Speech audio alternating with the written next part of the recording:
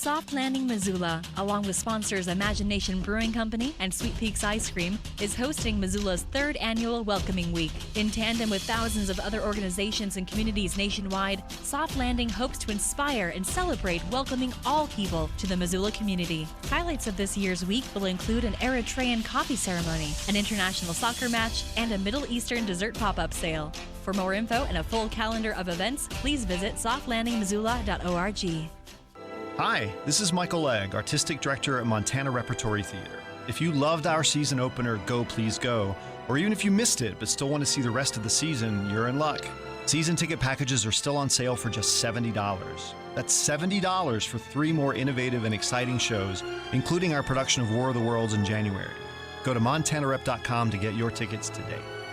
ESPN Radio for Western Montana, KKVU HD3 Stevensville, and 102.9 FM on K275BS Missoula. It's 4 o'clock. Welcome to Montana's only statewide sports talk show. Broadcast on 102.9 ESPN Radio for Western Montana and across the state on SWX Television. I like football! Now, the 2017 Radio Sports Broadcaster of the Year on the show with back-to-back Montana Broadcaster Association awards for sports coverage and award-winning sports journalism. Here is Ryan Tootell and Colter Nuanez. Hello, Montana.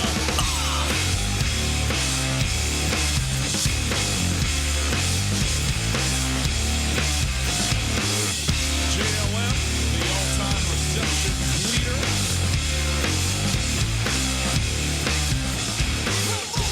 Looking back on Macomb and looking ahead to the weekend that is between Montana and Monmouth and Montana State and Norfolk State. It is college football season, and it is Tootell Nuanez on 102.9 ESPN Radio and SWX Montana Television. Hi, how are you? Great to be with you. Thanks for spending some time with us on your radios, on your televisions, streaming on your devices, wherever you might be. We're happy to have you on board with us here this afternoon. We are broadcasting live from the Kurtz Polaris studios. Kurtz Polaris at 2904 West Broadway in Missoula, Highway 83 in Sealy, and online at kurtzpolaris.com. If you are streaming, you're probably on the website, 1029ESPN.com. If you're not streaming and you want to, that's where you go. You click the Listen Live tab, and you, voila, listen live. It is there thanks to Opportunity Bank, your local bank, your opportunity. If you'd like to pick up your phone and call us, you can do that as well. 329-1899,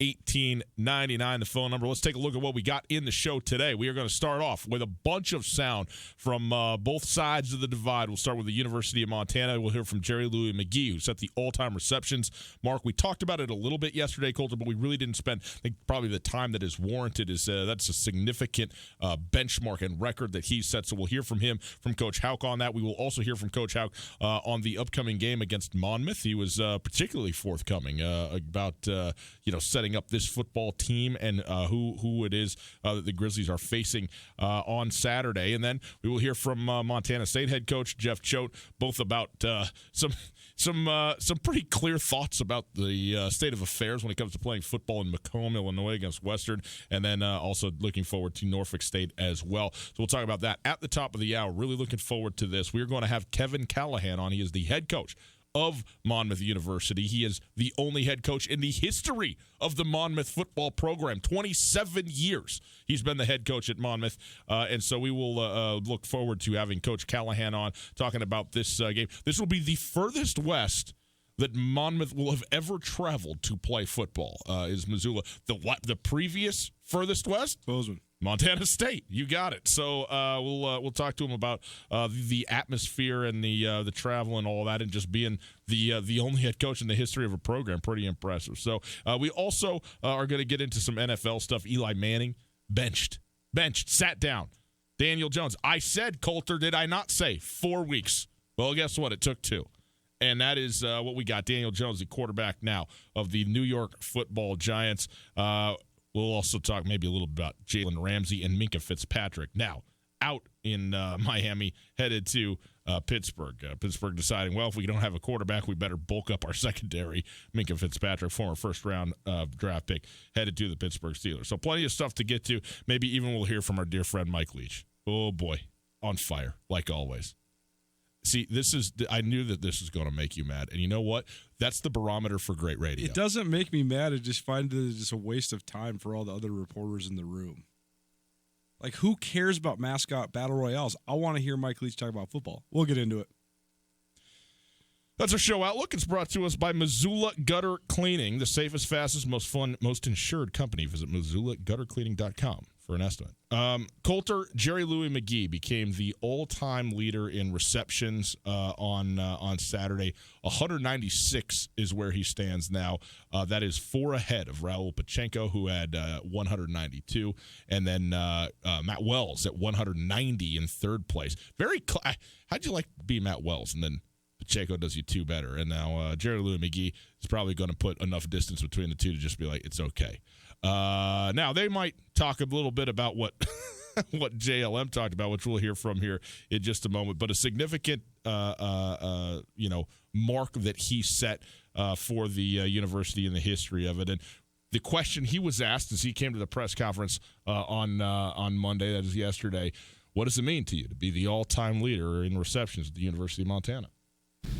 Well, it's pretty cool coming here as a walk-on, getting my shot and just hoping I'd be able to, to get some snaps or, be able to help the team the best I can. But, being able to have my name in a place like this that has some pretty awesome historical, Montana football, living in Coeur d'Alene, about this place, the standards and, what it holds. And, it was pretty tough catching all those bubbles first 2 years. But, I'm pretty blessed, and I'm honored to be able to have my name up there, and I'm excited to get going on this next game. Pretty tough catching all those bubbles the first 2 years. It's just too good. I think it's so funny that it's clear that as the players sit next to Bobby Hauck at the press conferences, that they have talking points. Yeah. And that it's not going to be very acceptable if you delineate from, you can't go off the rails. Yeah. They're a good team. We're a good team. We're working hard. We're excited for the opportunity. Yeah. Stock lines. It's perfectly okay to throw shade. Perfectly okay to throw shade at Bob Stitt. That's allowed. It's the one personality you can give. Bobby Hauck also was asked about Jerry and what it's like to coach him, and what does he enjoy most about it? There's lots of things that are fun about coaching Jerry. He's exciting to watch play. What you all don't see is how hard he works in the weight room and on the practice field. But the thing that I've appreciated probably most about him is how much he's improved his practice habits and how much he's improved his game in terms of the broad sense. It's not just punt returning and catching the bubble screen. He's become a way more complete football player. He's bigger and stronger. I think he's faster, and just the work he's put in has made him an even better player. So there you go, talking about the diversity of usage, which Jerry also alluded to, talking about the bubbles off the top. One more piece of sound for you. You don't have to set it up because the question's included. You mentioned coming here as a walk-on. How has your confidence developed, or what's given you the confidence to reach this point? I think just the guys who I play with and the coaches, we all have, it's a pretty positive atmosphere, and, we try to get better every day, and that's the goal, is just get better every day. So there you go. Jerry Louis McGee, the new all-time leader in receptions at the University of Montana, presumably just going to grow from there. It is interesting, Coulter, you've talked about a lot of that on this show about, how many guys were walk-ons, especially from the state of Montana. They came through the University of Montana when Bobby Hauck was the coach the first time around, and Several of them, actually quite a few of them, made it all the way to the league and even had successful careers in the league, not just there, but there and doing it. But also, Jerry Louis McGee was a walk-on to the University of Montana. And I think that Montana itself, the football team, the institution, is conducive to an extent to walk-ons in general. And whether or not, obviously, if you have a coach who wants to and knows how to cultivate that is significant into the success. But I do think just the level that the University of Montana is at, you can get some really good players, probably, punching above your weight class, so to speak, in some of the recruits that you can get. But also, there's a bunch of kids that aren't getting looks anywhere that think that they want to come here and see if they can hack it. And look, there's a lot of kids that come to Montana State, have a redshirt year, maybe a freshman year, and you go, you know what? I'm not going to get a sniff. I'm going elsewhere. And they end up, wherever they go. And it maybe not even about playing time, and maybe it's just about fit. Maybe it's just about, wanting to be home. They go to the Frontier Conference or whatever it might be, or just find themselves on down the road. But there's also a group of kids that came, pretty unheralded when they entered the gates, when they entered the doors at the University of Montana, and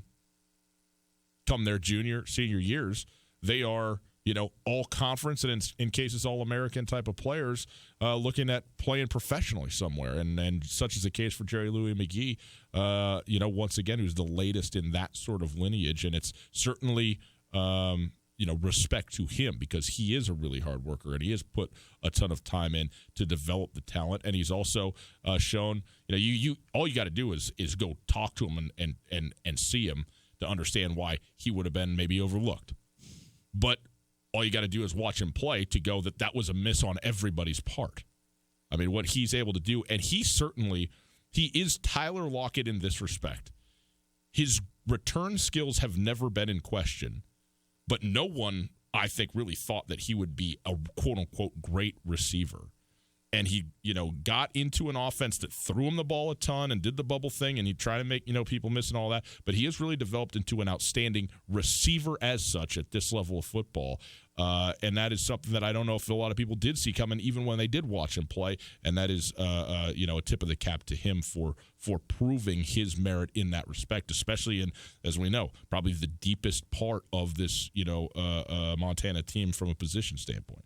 I think that's one of the things that makes this story unique, aside from the other walk-on stories. So many of the great walk-on stories at the University of Montana are from guys that are from Montana. Jerry Louis McGee, not quite from Montana. He's from Worley, Idaho, right outside of Coeur d'Alene. Spent his last 2 years of high school playing in Coeur d'Alene. But there's also just some other factors that went into this. First of all, Jerry Louis McGee has this record for, in my mind, multiple different reasons. First of all, just his talent and prowess as a player, but also because he was able to break into the starting lineup as a freshman. Right. Most redshirt freshmen walk-ons. I mean, I think Jerry Louis McGee caught 80-plus passes before he had a scholarship dollar. It's crazy. So that part's crazy too, but the system he was in early gave him a lot of catches. And credit to him for being able to break in and capture that role over some much more heralded guys, much more heralded recruits. Mike Verder deserves a ton of credit for Jerry Louis McGee. Mike Verder is former Grizz receiver who himself is, count it down the list, about 13th in school history in catches himself. Out of Helena High, he had 147 catches in his Grizz career between 05 and 08. And he started his career with Bobby Houck at UNLV. Then he was at Idaho State under Mike Kramer. Then returned to his alma mater to coach for Bob Stitt. And now he's back at Idaho State as the offensive coordinator. But when Mike Verder made the transition from Idaho State to Montana the first time, he knew about Jerry Louis McGee because he had recruited him to Idaho State from Coeur d'Alene as an in-state guy. Then he sold the vision of what Jerry Louis McGee could become as that FY receiver in Bob Stitt's offense, and the rest is history. But the way he's developed, the magic that's associated with him, the background, I mean, his cultural background, it's been since Tough Harris that there's been a Native American kid that has endured his entire career as a football player at the University of Montana. There's been many great Native American basketball players in this region, both in Idaho and Montana. but very few that have taken the football route. Yeah. And to have the football route and the electricity that he has, I mean, he's Mr. Electricity. In the Oregon game, he had 3 different catches that moved the chains, and he was the key element in the drive that resulted in Montana's lone points. But the catch he had where he lost a yard summed him up. He caught the ball in the flat, and 2 Oregon DBs descended upon him, and he stopped in place and did a full 360. He didn't spin on his feet. He jumped in the air and did a full 360, like as fast as you can go. I've never seen anybody in football do that. There's no comparison to him. Yeah. It's like this magic move, and sometimes it works, sometimes it doesn't. But just the athleticism to be able to do it and to spin with the velocity he spins with, land on your feet, and then change direction again, he is totally unique in the way that he plays. I think that's why he's so appealing to fans, because you like you said, the guy's tiny. I mean, they list him at 5'9", 170. I don't know if he's either of those even, but the flair he plays the game with, how much he loves the game. I mean, when you talk about a guy that's that diminutive, he's never been hurt. He's never even close to being hurt. You know, that's the thing to me, because the first time we watched him play, we said the number of moves that he makes in traffic, the number of hits that he takes, and he almost never gets hit hard, but he, getting wrapped up, getting your feet tangled up, doing spins in traffic and everything like that, and being his size, you just go, man, great watching him play. Love watching him play, but it is a matter of time before it's an ankle, before it's a knee. It just seems like. And you're right. He's been just. His body control is absolutely magnificent. Certainly, there's an element of good fortune in there as well. But he has never really been injured in a sense where I don't know that he's ever missed a game, and that is utterly impressive, especially obviously when you consider the volume, aka the most ever that he's caught over the course of his tenure at the University of Montana. So impressive stuff for JLM. He has a fascinating legacy to analyze because he's been an honorable mention All Big Sky selection each of the last 3 years. So I think that the respect is there, but also there's an element of gadget player or system guy. But if you watch him up close and personal, again, the way he can swing the momentum of a game is second to none. And I think that Jerry Louis McGee at home is one of the great weapons in the FCS because he's so beloved. Yeah. He's such a fan favorite, and he can just ignite the entire atmosphere with a first down or a punt return, or the anticipation surrounding what he has the ability to do is so interesting. The other thing is when you're analyzing his legacy, you look at some of the other guys on this list: Raul Pacheco, Matt Wells, Jamal Jones, Mark Mariani, Shalon Baker, Mike Farrader, Jeremy Watkins, Scott Guernsey, on down the line, Joe Douglas, Jimmy Ferris. There's been so many great receivers at Montana, and the thing that so many of them have over Jerry Lou McGee is the playoff success. I think that's something that's absolutely a driving factor for him and for the program. And you also just look at the way that so many of those guys were sort of in the same group or had to share reps, or like a guy like Ryan Bagley was such a great talent. He was going to be a Pac-12 guy until he blew out his knee at Great Falls CMR High School. But then he ends up coming to Montana, starts as a true freshman, and he was very productive. I mean, he caught 153 balls, but he also had to share time with Craig Chambers and Eric Allen, who are FBS dropdowns. Mike Farrader, who's a converted quarterback who went on to become a borderline Grizz Hall of Famer. John Talmadge early in his career. All those guys. Mark Mariani later, the way he blossomed. Ty Palmer, a guy that was a phenomenal athlete who got overshadowed because he was the same grade as Mariani. And then you combine all that with the fact that they're playing on teams with like Silliard and Chase Reynolds, and Bobby Houck wanted to run the ball down people's throats. It's fascinating that even any of these guys are in the conversation whatsoever. But I think that Jerry Louis McGee's legacy is one. It's singular. It's unique because of just all the elements that go into it. Mark Mariani was a great fan favorite too, but there really hasn't been anybody like Jerry Louis McGee in the last 20 years, save maybe Levander Seegers, that ignited Washington Grizzly Stadium like Jerry Louis McGee can. Yeah, I mean, the only guy that I can recall in recent history that could do some of the things that Jerry does where you're just out of your seat and you can't even help yourself is Trayvon Vann. He had some moments where you just go, whoa, he's doing something that no one else is doing. His top speed was elite. His change of direction was elite. But even he I don't think he had the duration, and especially when you talk about the punt returning and that kind of thing. It just is. It's a different deal with Jerry. It's a special thing, and I hope that there's 5 games left, at least in the regular season, for the University of Montana, and I hope folks appreciate what they're watching while they're watching it, because it's easy sometimes to reflect on it and go, wow, how great was that, but not often do you get a chance to, in the moment, appreciate it while it's happening in front of you, and I hope that people can do that. It's Tootell Nuanez, 102.9 ESPN Radio, SWX Montana Television. Again, let's take a look forward now, Calder. We got through the Jerry Lou and McGee bit from last week, but it's on to Monmouth for the University of Montana, and a team out of the Big South, the second Big South team. Obviously, North Alabama is a sort of work in progress in terms of entering the Big South, but they're effectively a member of that conference from a football perspective. But Monmouth been in the Big South for a little while now. They are, however, out of New Jersey. Where is it? West something or another. West Long Branch, West New Long Jersey. Branch, New Jersey. Which, if you're wondering, is it's about I don't know. It's probably 15 miles as the crow flies from New York City, but you do have some water to deal with. And then it's probably 45 miles or so from Philadelphia. So not exactly an out-of-the-way spot, even though you may not have heard of West Long Branch, New Jersey in general. But they are a team that's, again, going to be certainly an underdog coming to Washington Grizzly Stadium Saturday, but a team that has a pretty interesting tradition, mostly known as a basketball school. If you remember, a couple years ago, they had the bench players for the basketball team, right, doing all the dances all the time. That was Monmouth University. So anyway, here's Bobby Houck talking about Monmouth, and really for the first time taking the time to say players' names and things like that. I think maybe try to educate the people about what it is that is coming to Washington Grizzly Stadium on Saturday. They'll be a great challenge. They've got a good veteran team with 4 senior starters and a junior starting on their offensive line. The preseason player of the year at quarterback and a first-team all-conference running back player. So, we feel like we need this is a huge game for us.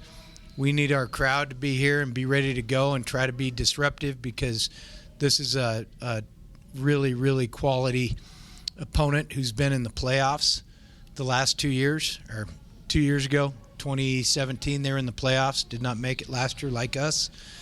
So we've got our hands full with these guys. I'm impressed with their quarterback, Kenji Behar. He's a really, really good player. He's smooth. He's got a big arm. He's impressive. They've got some good players on defense. The defensive end's a good pass rusher. They've got one of their DBs, Barry, is a first-team all-conference player. So we've got our hands full with these guys. There you go. Bobby Houck going through several of the players, the individuals, and letting people know. I think part of this is you want to get people interested in going to the game. The 4 conference games that the Grizzlies have are almost all really good. I mean, the one that you might wonder about is Idaho State, but I think people are still going to show up to that. It's homecoming weekend, weekend, and it's and Rob Fennessy, and it's people always show for Idaho State.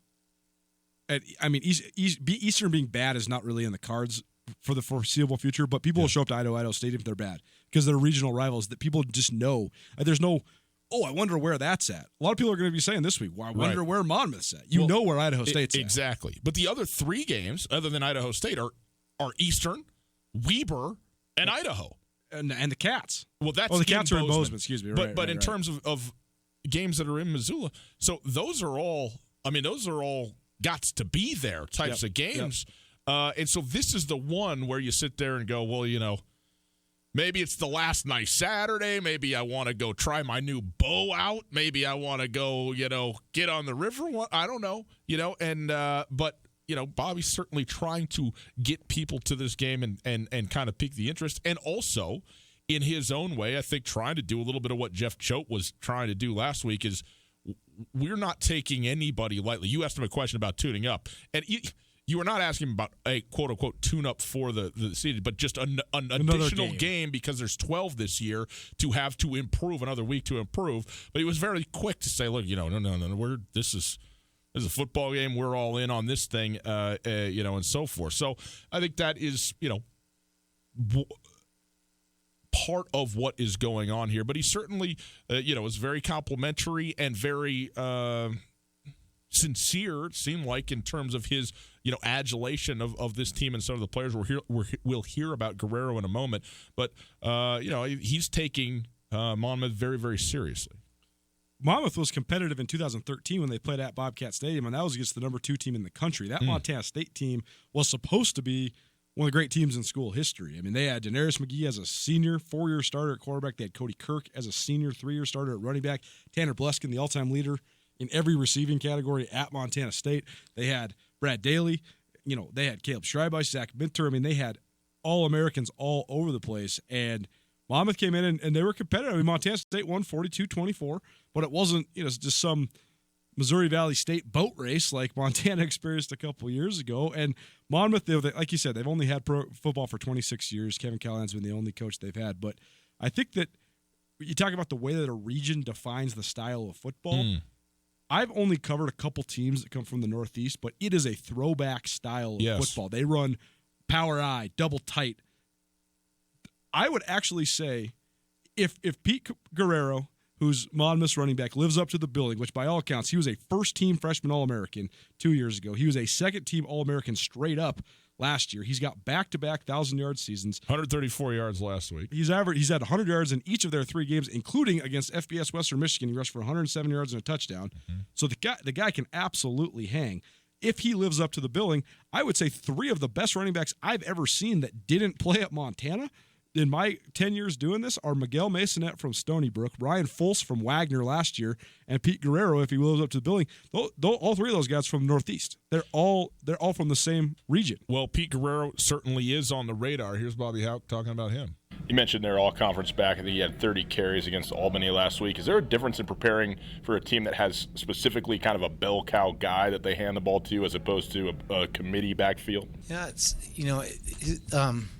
Guerrero's a good player, and so when you've got a kid like that that's as durable as he is, then you give it to him.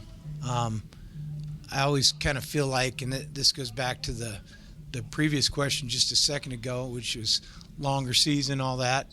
We're always somewhat reticent early in the year to give the guy the ball that much because we want to make sure we have him. But you got to do what you got to do to win on any given Saturday. So they're feeding him the ball. He's running well behind that big veteran offensive line. And, I can see why they're scoring the points they are, why they're rushing for as many yards as they do, and why his numbers are what they are.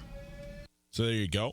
Saying in so many words, I wouldn't run a guy that much this early, but he is certainly getting it done. And by the way, it's not just for fun either. Monmouth is 2-1 on the season. They lost to Western Michigan 48-13. But they beat Lafayette 24-21, and then they beat Albany last week 38-35 in overtime. So in terms of like opponents, 2 wins, both by a field goal, 1 in overtime. Nobody's taking any time off. Nobody's when push comes to shove, you go to the guys that you need to go to win the football game, and certainly Monmouth has done that with Peter Guerrero, and they have a really good quarterback and all conference type of player as well under center, and so this is going to be a fun game to watch and an interest, especially like you said, Coulter, the styles that you get in the Northeast, they're very unique and kind of different, and it'll be fun to watch that type of team come and play football. Get a little bit more into just the different areas that you recruit from and what it makes your physical makeup of your roster look like.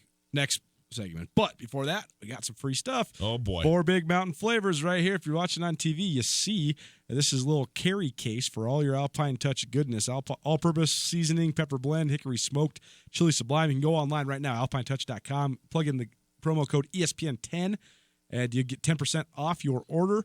And if you can't see us, I'll tell you right now, I got a little carrying case with 4 spices right now, and we have one for you. So give us a call. We got this 4 Big Mountain flavors just for you. 329-1899, 329-1899. Give your name and address to David in the back, and we will get you some Alpine Touch delivered to your doorstep. Alpine Touch, Montana Special Spice. This is Mike Nugent with Berkshire Hathaway Home Services. Berkshire Hathaway provides Western Montana with full-time real estate professionals for you whenever you need us. Our reputation as the state's most knowledgeable and available real estate group has helped build unmatched trust in the Garden City and statewide. If you have been thinking of making a real estate move in the short or long term, give me a call. No pressure, no expectations. Just professional opinions and service at whatever pace you are comfortable with. Give me, Mike Nugent, a call today, 531-1802. And remember, every question is good to ask. The Polaris Factory Authorized Clearance is here. The world's best-selling off-road lineup is priced to move with financing as low as 3.99% and rebates up to $3,500. Live life wide open in a high-performance RZR. Tackle anything from mountains to mud holes on a legendary Sportsman ATV. Get more done with a hard-working Ranger or take on any task or trail in a versatile Polaris General. The best deals of the year are happening now. See Polaris.com or your Polaris dealer for rebates up to $3,500 and financing as low as 3.99% APR for 36 months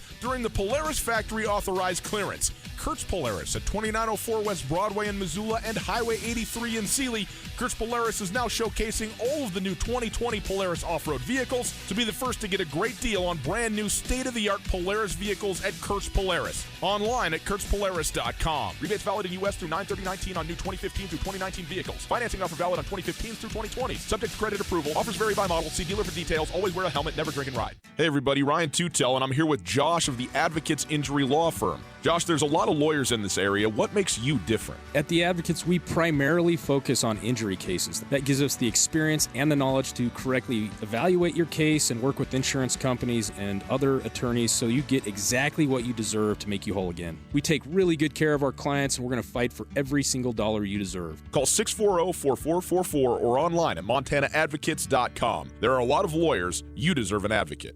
On Saturday, September 21st, Hellgate High School will honor its inaugural class of 7 inductees to its new Athletic Hall of Fame at the Caris Park Pavilion. The event will begin with a no-host social at 5:30 with dinner to follow. Tickets are on sale for $35 and can be purchased through the school's website or at the athletic office at Hellgate. Come enjoy an evening honoring former Knights who contributed to Hellgate's rich athletic lineage. Nick Tabor and Brian Salonen of Westpac Wealth are proud supporters of Hellgate Athletics.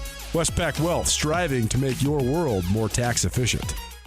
The biggest reason fall is the Desperados' favorite season of all, the return of those wonderfully spirited UM students, of course. Okay. So football is the real reason the Desperado gets pumped about fall, but you can't have college ball without college, right? So this season, the Desperado is bringing the best of both worlds together with live broadcast of Montana college football and all your favorite college football teams, along with Missoula's best hot wings and coldest beer. Fall has arrived, and there's more than one reason to celebrate at the Desperado Sports Tavern on South Russell, across from the Y. ESPN Missoula Sports Center. Good afternoon, Ryan Tootell, Colton Nuanez, ESPN Sports Center. The Bobcats and the Grizzlies continue moving up the East End, while Eastern Washington became the first Big Sky team to fall in this week's Stats FCS Top 25 poll. Montana State is up 2 spots to number 8 following the 23-14 win at Western Illinois. Montana moved up 1 spot to number 19, despite suffering their first loss on Saturday, a 35-3 defeat to FBS number 15, Oregon. Eastern Washington lost for the first time to an FCS opponent since falling to North Dakota State in the FCS National Championship game in January. EWU blew a 28-7 lead in a 49-45 loss to number 17, Jacksonville State, who moved up 7 spots to number 10. UC Davis moved up 1 spot to 4 following a 41-13 win over Lehigh. Weber State stand pat at number 6 following a 19-13 loss to Nevada, the second 6-point loss to an FBS program this season for the Wildcats. And Eastern out of the top 10 down to 11. Montana State kicker Tristan Bailey earned Big Sky Conference Special Teams Player of the Week honors thanks to his stellar performance against Western Illinois. The senior hit all 3 of his field goal attempts, including a 41-yarder and a 47-yarder in the fourth quarter that provided the final margin. Last season, in MSU's 26-23 victory over the Leathernecks in Bozeman, he hit 4 field goals. Finally, former Billings Skyview standout and Montana State cornerback Trayvon Strong. This ESPN Missoula Sports Center is brought to you by Aspen Sound. Now they always say congratulations. We're so to vacation. Trayvon Strong, formerly Billings Skyview, formerly Montana State Bobcat. He's bounced around all over the place. He transferred from Montana State to Utah, where he actually got some playing time. Now he's finished his career at Southern Illinois. He was the Missouri Valley Football Conference newcomer of the week last week. Okay. Had a couple forced fumbles, a couple pass breakups. He's a great player, man. It was just a conflict of personalities when Jeff Choate got to Bozeman. And if you know Trayvon at all, you know that he is one of the most confident kids in himself that you'll ever meet. And Jeff Choate basically said, my way or the highway, to the whole locker room. And the one guy who was kind of like, I'm going my way, was Trayvon Strong. And then he played a year in the Pac-12. So good for him.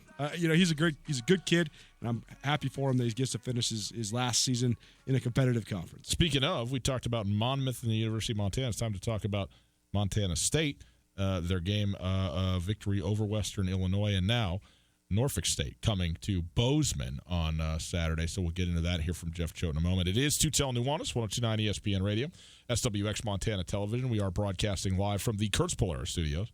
Kurtz Polaris at 2904 West Broadway in Missoula, Highway 83 in Sealy, online at kurtzpolaris.com. Top of the hour, want to remind you, Kevin Callahan, the head coach of Monmouth University, going to join us here on this show, talking about Monmouth's upcoming visit to Missoula. So we'll certainly look forward to that. Stick around. Top of the hour, we will have him on the show. But Coulter, Jeff Choate, very happy to get the win. It was an ugly game. 21 penalties in total. I think you'll hear that from Jeff Choate. 12 of those against Montana State, so significant. But all in all, it's a W. But no love lost from Jeff Choate on the trip to Macomb, Illinois. Happy to get out of Macomb with a win. Really not excited to go back there anytime soon. The trains, planes, and automobiles to get there, 5 hours on the way back. Tough place to play. As I mentioned a number of times going in, I mean, I told people last spring this was a trap game. You know you're going to have a great environment week 2 at home, and then you got to go there, and they are good at home. And now I know why. There's nothing easy about playing there. Nothing easy at all. The atmosphere's not great. The walking back and forth to the locker room is, we may as well walk back to the field house. It would have been shorter for us than what we had to experience there. And, there's no time to make adjustments. It's basically get there, get the guys hydrated, get them settled down and relaxed, and you got to go back and play again. And that's why they're 12-0 over the last 12 years. Well, I guess they're 12-1 now in non-conference season home openers, including their last 3 Big Sky opponents before we went in there and got the win. And so it's a tough place to play. They knocked off really good teams there last year. Youngstown State, Northern Iowa were teams, and Montana were teams that they beat at home a year ago. I don't think we played our best football by any stretch of the imagination. It was a sloppy game. We had 12 penalties for 92 yards, but here's the real story on those 12 penalties. They took away 2 touchdowns, a possession, and 263 yards of field position. So that had a huge impact in this game. 21 flags is too many in any contest. It's too many.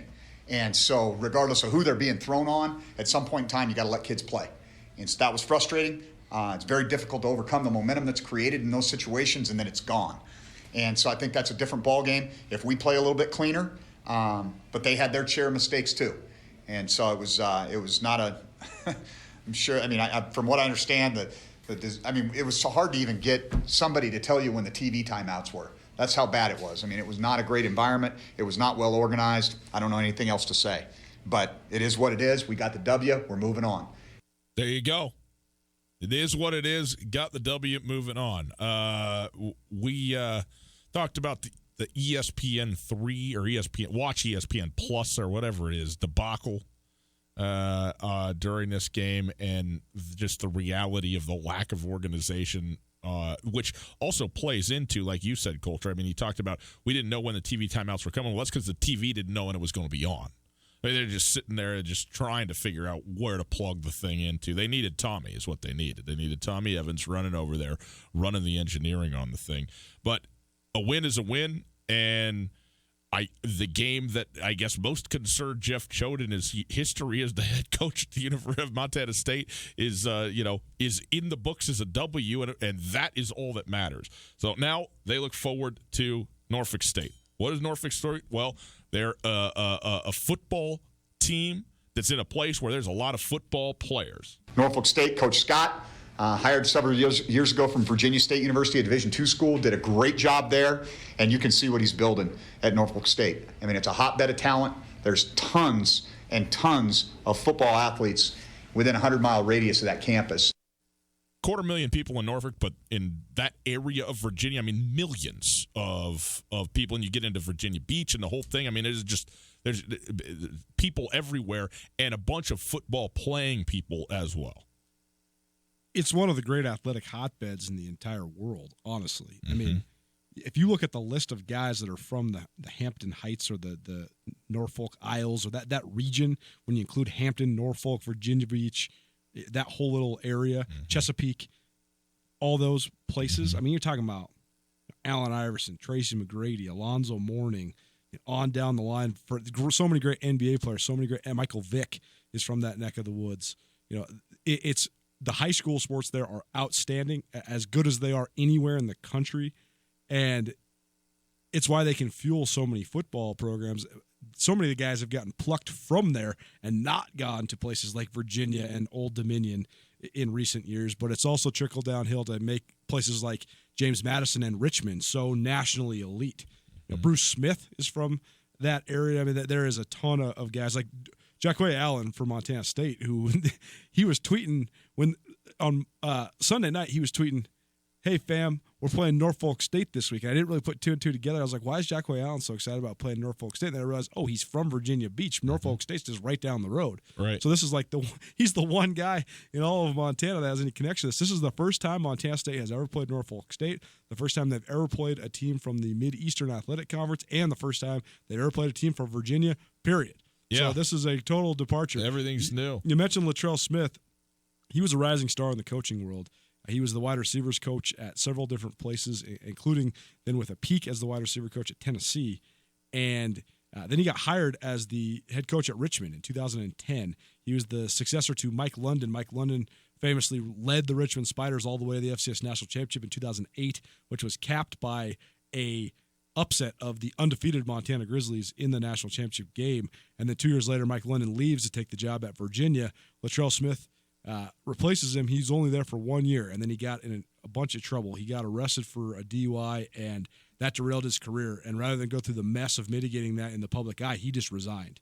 And then he got back on his feet at James Madison on Mickey Matthews' staff, and then he's been kind of grinding his way back up. But make no mistake, the guy can coach. He was at a team that he was the head coach for a team that was one of the premier programs in the country at the FCS level for a brief moment in time before they kind of got derailed. But I was just going through their roster. This is the point I wanted to make that I teased in the last segment. First of all, when I do these first look style stories that I do on SkylineSportsMT.com, there's so many good football players in America. It's just crazy. Like you never even heard of Norfolk State, and you're looking up these guys. I mean, like their middle linebacker, the Chavis kid. I mean, he's 6'3", 230. He looks like he can play anywhere. Yeah. And Choate said just as much. It's just crazy how many guys there are. But it's also so interesting to me when you talk about some of these schools from places like, Kennesaw, Georgia, or Norfolk, Virginia, or even some of the teams up in the Northeast with all these guys from Staten Island and the Bronx and New York and all these places. The physical prowess of these guys is just so tremendous. And I think it's a great example of how being big, fast, and strong is a key element to football, but it's not the only element to football. As I was watching the tape on this Chavis kid. He's really good. He is. Physically, if you were looking at Josh Hill from Montana State, their inside linebacker, and Jace Lewis from Montana, and this guy, there's no question who you're recruiting. Right. Josh Hill's 5'10". Jace Lewis is maybe 6 feet tall. Neither one of them maybe are over 205 pounds, maybe 210. I mean, they're good, put together, good-looking athletes or whatever, but they look like kids compared to this guy. He's 6'3", 235, long, lean, but that's only half of the element. Josh Hill's cerebral abilities, Jace Lewis's fearless nature, the way he can tackle in space, it's hard to quantify. Just based, I mean, it's like we were saying when we were prepping for the Oregon game for Montana. Robbie Houck's not getting recruited by anybody based on what he looks like. But if you see him play, like, well, man, I want that guy. And so much of it is not the physical prowess, the physical gifts. I just think it's easy to look at some of these teams and be like, man, it's pretty intimidating. But the other point that I think is worth noting is that both this Monmouth game and the Norfolk State game, these are extra non-conference home games during that 5-year cycle where you only get there only once every 5 years. The FCS teams get to play 12 games. Right. So this is the extra game that was scheduled at Washington Grizzly Stadium and at Bobcat Stadium. It's like Bobby Houck said yesterday, extra chance for revenue, and it is. Shout out to Riley Corcoran for his new podcast, Inside the Den. He had Ryan Martin, who's the CFO of Grizz Athletics, on. And I thought it was a fascinating interview. Ryan Martin is the guy who makes the football schedule. So he talked all about the ins and outs and negotiations to get $650,000 from a school like Oregon, or why Montana doesn't necessarily have to play an FBS team. And he noted that most home games at the University of Montana net Montana about $500,000 on the bottom line. Not profit, but just revenue. So it's an extra chance to get that revenue. But that said, North Alabama and Monmouth were put on the Grizz schedule 5 or 6 years ago under the premise that these would be games that – actually, the North Alabama, as soon as they went D1, Ryan Martin called him and said, hey, do you want to come? Because it was an FCS game all of a sudden. But one Montana should win. Well, that team shows up, and they're a lot more physically developed than maybe you think they would be as a team that's only been D1 for 2 years. It's going to be a similar deal with Monmouth, and it's the same deal with what the Cats got. Like, I don't think the Cats expected Norfolk State, a team that has almost no tradition at the FCS level, to have the athletes they do. Like, going through their D-line, they're 6'5" across the board on their D-line. They have athletes. So I guess don't judge a book by its cover. These two teams are going to be a lot more challenging, I think, than the Montana schools maybe would have thought, or maybe would even like in their last, for what Bobby Houck doesn't want me to say, tune-up before Big Sky Conference play. Norfolk State, 1-2 on the season. They lost to Old Dominion by 3, 24-21, really good game. They beat Virginia State 44-21. And then they lost to Coastal Carolina. Coastal Carolina, obviously a very good FCS team, 46-7. So there you go. That's the lead into that game. We'll hear more from Coach Houck about that either today or in subsequent shows leading up to the game. We'll take a quick break, though, and we'll compare Monmouth and Norfolk State. Which one's going to be better? What's going to be the better football game? And what can we expect out of this weekend, compare and contrast-wise, for both Bozeman and Missoula? Hey, check this out. This is cool. I'm pumped up about this. Watson's Children's Shelter is having a pro-am, a tennis pro-am, it is hosted by the Peak Health and Wellness Center, October 10th through the 13th. That's a Thursday through a Sunday. Now, here's the deal. This is cool. You got the tennis pros, okay? On Thursday evening, October 10th, from 6 to 9:30 at the Barn on Mullen, out there near the Ranch Club, they're going to have a pro auction, auctioning off the players, and then you get to pick the tennis pro that you want to be with, and then you have a doubles tournament through the course of the weekend to raise money for Watson's Children's Shelter. It's an awesome event. Obviously, a great organization taking care of kids who have come from very tough and abusive situations. And by the way, just not that you need an additional reason to go, but yours truly, you're going to be hosting the MC on this thing on that Thursday for the Watson's Children's Shelter and for that tennis pro auction, auctioning off professional tennis players or tennis pros, I guess it were. That's going to be a lot of fun. So it's a doubles tournament play. There's going to be a full breakfast bar Saturday and Sunday, Saturday lunch, and a tour of the Watson's Children's Shelter itself. Refreshments, snacks. Saturday evening, there's a VIP party. So you get all of this stuff that's going to go into it. So come on out again on Thursday evening at the Barn on Mullen, 6 till 9:30 for that auction, and then the whole weekend play some tennis for a great cause and see what's really going on there. There's going to be plenty of silent auction stuff as well. For info and tickets, go to watsonchildren'sshelter.org. It's watsonchildren'sshelter.org. And beginning October 4th, you can even start to text in on the device. It's an online auction, so you can start to put your bids in even before the day. You could check out all the stuff that's there. Going to be a great deal. I'm really excited to be there for this thing, and we'd love to see everybody out there. So again, is the Watson Children's Shelter Tennis Pro-Am beginning Thursday evening at the Barn on Mullen, October 10th through the 13th. Okay, we'll see you there. At the the Montana Club, our goal is to create a menu of mouth-watering food with variety to satisfy any craving. From the garden-fresh ingredients in our salads to our succulent, perfectly grilled Montana Club Angus steaks, we take pride in every detail that goes into preparing your food. Top off your meal with a premium cocktail, wine, or microbrew. Come as you are and satisfy your craving with our home-style breakfast, lunch, and dinner at the Montana Club on Brooks and North Reserve, Missoula. Hey folks, Ryan Tootell, and I'm here with Josh of the Advocates. Josh, do most injury accidents end up in court? Luckily, most personal injury cases can be settled out of court through a fair negotiation with an insurance company. However, sometimes it is necessary. I'm prepared to do whatever it takes to get a fair settlement. Luckily, most personal injury cases can be settled out of court with a fair negotiation with the insurance company. However, I'm prepared to do whatever it takes to get the right settlement for you. It's Josh at the Advocates, 640-4444, or online at montanaadvocates.com. No matter how far you may go, there's always one just down the road. Town Pump, who pump it up. Buy one, get one free at your local Town Pump. Your Bay sparkling water, buy one, get one free. Plus, high brew 11-ounce coffee, buy one, get one free. Grab a friend and head to Town Pump. There's one right down the road. Town Pump, right down the road. Pump it up, oh yeah.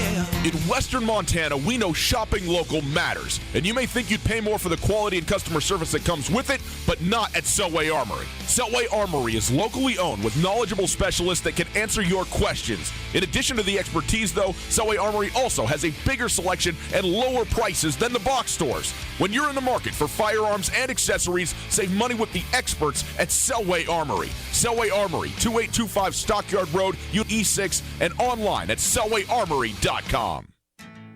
Hey folks, Ryan Tootell here, and I'm with Josh from the Advocates Injury Attorneys. Josh, if our listeners have been injured in an accident, how can you help? We're here to help you after a car accident by negotiating with insurance companies, recovering lost wages if you have any, and even getting you into a rental car if you need one. Call us today for a free consultation, and we'll get started helping you right away. If you need help, get a hold of the Advocates. Call Josh at 640-4444 or online at montanaadvocates.com. You deserve an advocate. Hi, this is Michael Legg, Artistic Director at Montana Repertory Theater. If you loved our season opener, Go Please Go, or even if you missed it but still want to see the rest of the season, you're in luck. Season ticket packages are still on sale for just $70. That's $70 for 3 more innovative and exciting shows, including our production of War of the Worlds in January. Go to montanarep.com to get your tickets today. Tootell and Nuanez on 102.9 ESPN Radio for Missoula. Coming up in 10 minutes, Kevin Callahan, the head coach of Monmouth. 27 years he's been the head coach, the only head coach ever in the history of the school. Looking forward to having him on the show at the top of the hour. It is Tootell and Nuanez, 102.9 ESPN Radio. SWX Montana Television, broadcasting live from the Kurtz Polaris studios. Kurtz Polaris at 2904 West Broadway in Missoula, Highway 83 in Sealy. Online at kurtzpolaris.com. You want to find us on Twitter? Do it! At Gus Tootell, that's me, at 102.9 ESPN, and at Skyline Sports MT. Those are the places you can go, the handles you can use to play properly in the Twitter world. Couple announcements, housekeeping those. The ESPN Roundtable, which we've enjoyed doing very much, is shifting a little bit just in terms of when it's airing. We are going to move from noon on Wednesdays to about 5:15 or so during this show on Wednesdays, and then at noon on Thursdays. So it used to be on Tootell and Nuanez on Thursday and at noon on Wednesday on ESPN Radio. So basically, we're inverting those. We're flipping those days. So we're just wanted to let you know. And this week on the ESPN Roundtable, Mick Morris, the head coach of the Hellgate Knights, he came in today to talk to us. Great to have him in here. Hellgate 2-0. I mean, when was the last time Hellgate was 2-0 to start a season? Like 1994? 1995. Yep, the year after they played in the state championship game. So things are rolling with Hellgate and obviously Raleigh Wooster, a great football player there, but exciting still, man, for this team, for this school, and their ability to turn this around really in a very short amount of time. A lot of credit to Coach Morris on that from not even having a team, 40 years ago. So this is cool, and looking forward to bringing that to you tomorrow on the show. Also, we are going to have Norfolk State coach Latrell Scott coming up later in the week. Wanted to let you know that. And also, most importantly, I beat down Sean Rainey in the fantasy football this week. Woo. Let's go, Rain Man. Okay. Just wanted to talk a little smack. You know what I mean? SWX Television Sports Director, for those that don't know, he's not just shouting out random people. Everybody knows who Sean Rainey is. Everybody knows who Sean Rainey is. He is the most famous sports personality in the state of Montana. Besides you. Get out of town. Okay, let's talk about this game just briefly in terms of the two teams that are coming. Look, Montana State is going to be favored significantly over Norfolk State. The University of Montana is going to be hugely favored over Monmouth when they come to town. Which one of these two teams, or is there a team that you think matches up better or not as well? Or is it just, hey, both these teams go, take care of business, get ready for conference play? Well, I don't think it's going to be as easy as people expect, honestly. I think both teams that are coming here, I mean, usually when you have a big talent deficiency, like when you play a Adams State or an RMAC team or something, a D2 team, they just look stuck in the mud because they're so much slower. Mm-hmm. These teams are going to have good speed. Yeah. Norfolk State, I expect to actually have great speed. North Alabama went toe-to-toe with had good Montana speed for the first half. Yeah, totally. I think Monmouth is a tougher game because they're just a more established program at the FCS level. They were in the playoffs 2 years ago. When did Norfolk State become an FCS team? It's a good question. I will find that out for you. But Monmouth, I mean, Juwan Carr is a good quarterback for Norfolk State, but Kenji Bahar is one of the better quarterbacks in the country. He's a first-team All-Big South guy a year ago, and he's a preseason player of the year in that league. He's a 3-year starter. And I think Pete Guerrero is going to be the best player, the best visiting player that comes to Montana this weekend, Monmouth's running back. So I think Monmouth is the tougher of the two tests. Very good. Norfolk State started playing FCS football in 1997. Plenty more coming on these games. We'll hear sound and analysis and prepare you properly for the last non-conference game of the season for both Montana and Montana State throughout the show and later on in the week as well. Next, though, looking forward to having Kevin Callahan, the head coach of Monmouth University, going to come talk to us about the game. And he will probably be the insightful one in helping us understand what it's going to be like for Monmouth coming to Missoula to play the University of Montana. Coulter, you got to get your gutters clean. I mean, you just have to. They're stuck. They're jammed up with gunk. It's going to start raining. It's already getting cooler. It was chilly all day. It's happening. You got to get the stuff out of there. It's the most dangerous household chore there is to do. Okay, just no question. So it takes a ton of time. It's kind of a pain. It's kind of dirty, and you have a risk of going straight to the ER. Who wants to deal with that? Not me. That's why you call Missoula Gutter Cleaning, okay? Missoula Gutter Cleaning and MissoulaGutterCleaning.com. They're going to take care of all of that for you. They are fully insured, so nothing's going to happen. They're prepared. They know what's going to happen, but it doesn't matter. They've got it all covered, and it's going to free you up to, I don't know, how about watch some football? How about listen to Tootell and Nuanez? How about go play a last round of golf? Maybe do something else. Take your wife on a date. Take your husband on a date. Whatever it is, you go out there, you get your gutters cleaned from Missoula Gutter Cleaning, and you don't worry about it. It's all done for you. Online, MissoulaGutterCleaning.com. You get your estimate this week from Missoula Gutter Cleaning, and you will get a $20 gift card to your favorite brewery or coffee shop when the job is complete. Look at that. $20 to use. Maybe that's what you do. You take the gift card, you say, thank you very much for cleaning my gutters. I'm going out. Save yourself some time. Save yourself the risk. Don't get injured like Coulter and I. Go to MissoulaGutterCleaning.com. It's Garden City Paint and Glass in Missoula is like your paint doctor. They take the pain out of painting. Don't trust your home to anything less than professional PPG paints from Garden City Paint and Glass.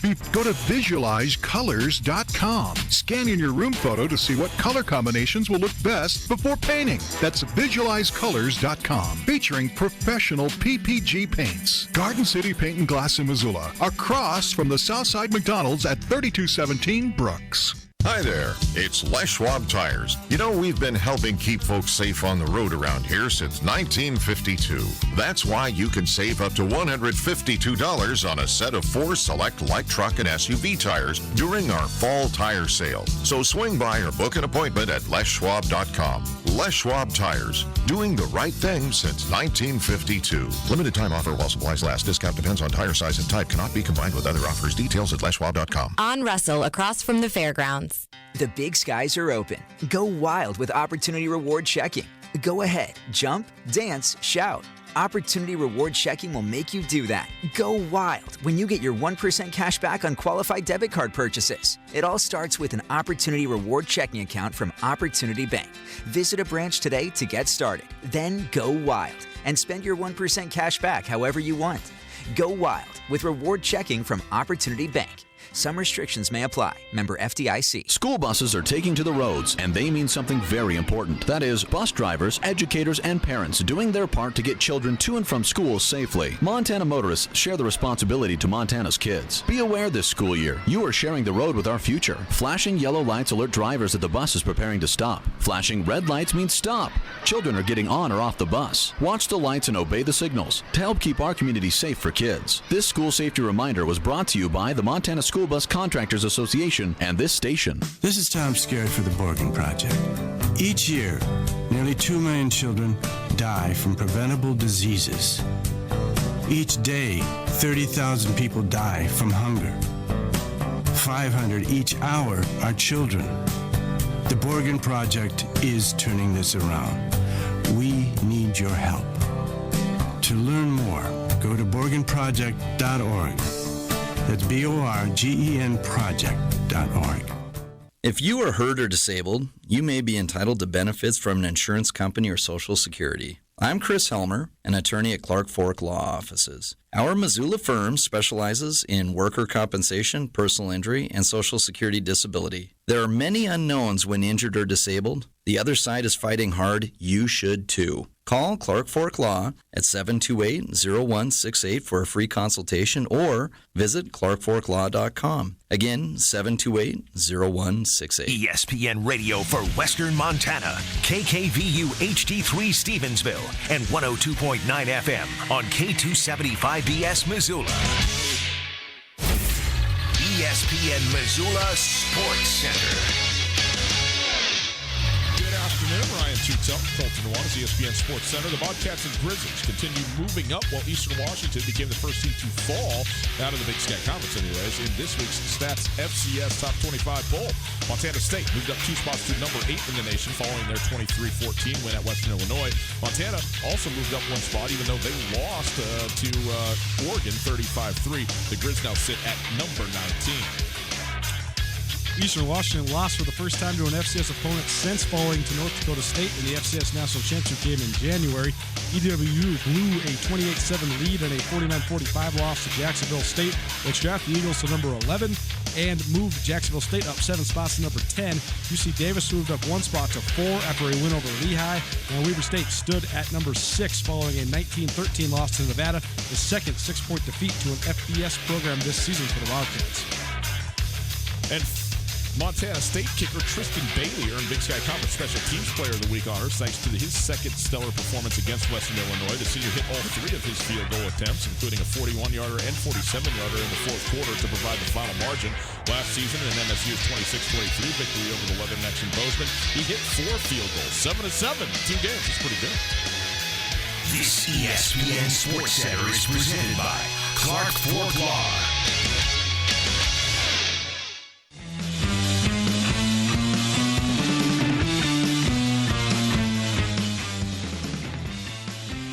Welcome back. Hour number 2. It's time to talk Monmouth Grizzly football with somebody who knows a little bit about Monmouth football. That's Kevin Callahan, the head coach. It is Tootell Nuanez, 102.9 ESPN Radio, SWX Montana Television across the state. Hi, great to be with you. Hope you're having a wonderful day. Thanks for spending some of it with us. We are broadcasting live from the Kurtz Polaris studios. Kurtz Polaris at 2904 West Broadway in Missoula, Highway 83 in Sealy. Online at kurtzpolaris.com. If you missed anything in the first hour of the show, the podcast is available to you because we care about you. You go to your favorite podcasting platform, you look up Tootell Nuanez, you get the Tootell Nuanez podcast. It's that easy. The podcast is there thanks to the Wingate by Wyndham Hotel. We go now to the Rankins Brothers RV phone line. We welcome in the head coach, the only head coach in the history of Monmouth University, Kevin Callahan, with us as they come to Missoula to play the Grizzlies on Saturday, 1 o'clock kickoff there. Coach Callahan, thanks so much for being with us. Appreciate it. How are you? I'm doing great tonight, guys. Great to be on the show. Appreciate you having me. Well, we're certainly happy to have you on. Looking forward to this game on Saturday. And it's interesting. Coulter and I were talking about just regions of the country and the different types of football that you get. And being there in New Jersey and in the Northeast in general, seems like the running game is just sort of a signature of that, of that area when it comes to football. Why is that? First of all, is that true? Are we wrong on this? And second of all, why is that? And we know you got a great running back on your club. Well, I think it is an accurate assessment of, kind of football in the northeast part of the country, and I think a lot of that has to do with the weather, particularly when you get later in the season, as you get into late October, November, or early December, and in particular maybe playoff games. Very few people have any type of indoor facility here. And you're playing in rain, you're playing in wind, a lot of different elements, and I think you've got to be able to run the ball in this part of the country if you want to be successful. We can't all just be soft, soaking up the sunshine in Florida, right, Coach? You gotta play some tough-nosed football sometimes. That's true, but yeah, they have their issues too, right? Right, yeah, hurricanes. Yeah, right? I guess there's that. I could have picked somewhere else. I guess, yeah. Coach Callahan, hey, Coulter Nuanez, thanks so much for being with us. And I was telling Ryan in our first segment that some of the best, I've covered the FCS now for 13 years, some of the best running backs I've seen, Miguel Masonette from Stony Brook, Ryan Folse last year at Wagner. And it sounds like you guys got yourself a pretty darn good one, and Pete Guerrero as well this year. So tell us a little bit about him. I know he's a guy that has seemed like, at least this season so far, incredibly durable. 30 carries last week. He's been over 100 yards 3 weeks in a row. What sort of element do you think he brings to your guys' offense? Well, I mean, he's a very explosive back, and it's a very interesting story is how we came by Pete. He first came to Monmouth University to run track. Did not play football, played at a very small high school in New Jersey, was actually a quarterback that really ran the ball quite a bit out of a wildcat formation. And he was a sprinter on our track team here, won the conference championships in both the 100 and the 200 meters, came to us the spring of his freshman year and said he really missed football and he wanted to get back involved in it. So the first year he played with us, he played football in the fall and ran track in the spring and winter. And then after last season, decided he wanted to devote himself full-time to football. And really what that enabled him to do is spend a concentrated amount of time with our strength and conditioning staff. He added about 12 to 15 pounds of muscle. He's more durable now, I think, and stronger than he was when he first came with us. And I think we're seeing the result of all that hard work out on the football field. And he has the ability to carry the ball over 20 times now, where maybe 2 years ago, his limit would have been around 15. Kevin Callahan joining us. He's the head coach of the Monmouth University football team. And, Coach, you're in your 27th year as the head coach, which is, first of all, an incredibly long duration for anybody in any coaching position, but also the uniqueness of being the only head coach in the history of the school. What was it like to get a program started from absolutely square one and then having this really be your career legacy in the sport?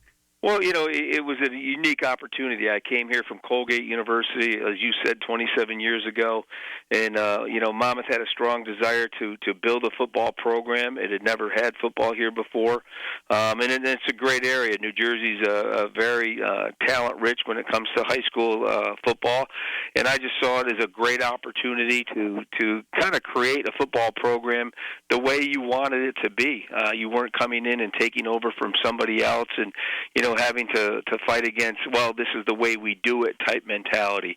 I could build it the way I wanted it, and after we got it up and running, and in those days it was a lot different. We were non-scholarship when we first started, and it was a whole different type of recruiting. But every 5 years or so, we grew and we changed. We added some limited scholarships, and then before our most recent change, which was back in 2014, when we joined the Big South and went to full scholarship football. So it's been a great run. I've really enjoyed it. The people here at Monmouth University are terrific to work for. Our administration, our athletic director, Dr. McNeil, all great people. And I guess after being here for so long, you develop a sense of ownership for the program. And, as I said, I've enjoyed watching it grow. Back in 2013, you guys made the trek out to Montana State. I actually remember interviewing you before that game, leading up to the Bobcat matchup. How has your program changed, evolved, grown since the last time you guys came to Montana? Well, I think back in 2013, that was right when we left the Northeast Conference, and we were independent that year. When we went out and played Montana State, we had 33 scholarships, I believe it was, in our football program. So not nearly what everybody else in the FCS level had, or at least people that were operating with full equivalencies. And since that time, over the years, we've been able to add scholarships where we're up close to the maximum right now. So I think that's changed how we recruit. It's changed who we recruit. It's changed the depth in our program, which, if you remember, back in 2013 was something that we didn't have. So I think we're better prepared in terms of depth than we were back then. I think we're able to play a higher level of football than we did back in 2013. Coach, as you mentioned, you're there in New Jersey, in pretty shooting distance from our perspective to both New York City and Philadelphia. I mean, you're right there. What's it like to tell your kids, hey, we're headed to Montana? Everybody saddle up. We're going out west. What do they kind of? What's the perception, if there is one, and what's kind of the scuttle amongst the team about heading out here to play a football game? Well, they're excited about it. They're obviously very aware of the strong tradition of football that University of Montana has, and how successful they've been on the national level, and a perennial fixture in the FCS playoffs. So they're excited by the challenges it's going to bring. The one thing I will say, back in 2013 when we went out to Bozeman, we had a day. We were playing on a Thursday night, so we had sometime during the day, the day before, we took our kids on a hike in a state park, and actually ended up getting 5 players lost in the woods. Five players who, I don't know, they thought they were Daniel Boone or somebody, and we lost them for a while, and it took us a while to get them. So I guarantee there won't be any hikes or treks in the woods this time. Yeah, I mean, stick to the trail. You could go up the M. That's pretty fail-safe. You're right there in the community, but that's pretty good. That's pretty impressive. One thing that you'll know, and certainly having played at Montana State, you get some of this as well. But Washington Grizzlies Stadium, just as a venue, is certainly one of the tops in the FCS, and I think probably the reports on the type of environment that it will be and the number of fans in relation to what you kind of normally see is significant. What have you told your team about that, and what do you expect on Saturday just from that standpoint? Well, obviously we've talked to people who have played out there, and they all say to a person that it's probably the best venue that you'll find in FCS football, and that the crowd is energized, and they're very much into the game, and they they're really very loyal Grizzly fans. We told our team to focus on what happens on the field. We can't worry about the stuff that's off the field or in the stands or how many people are there. Is focus on what they have to do to succeed on every play and handle it one play at a time. Now, we know there's going to be some distractions. We know it's going to be noisy, but the better that we can focus on what we have to do, the better that we can concentrate on what we need to do to succeed, I think the better off we'll be. Kevin Callahan, the head coach for the Monmouth Hawks. They play University of Montana in Missoula on Saturday afternoon. Coach, you mentioned the differences when you first were the inaugural coach of Monmouth when this program first started 26 years ago in recruiting to what it is now. No scholarships to then some scholarships to then now almost a fully funded 63 scholarship FCS program.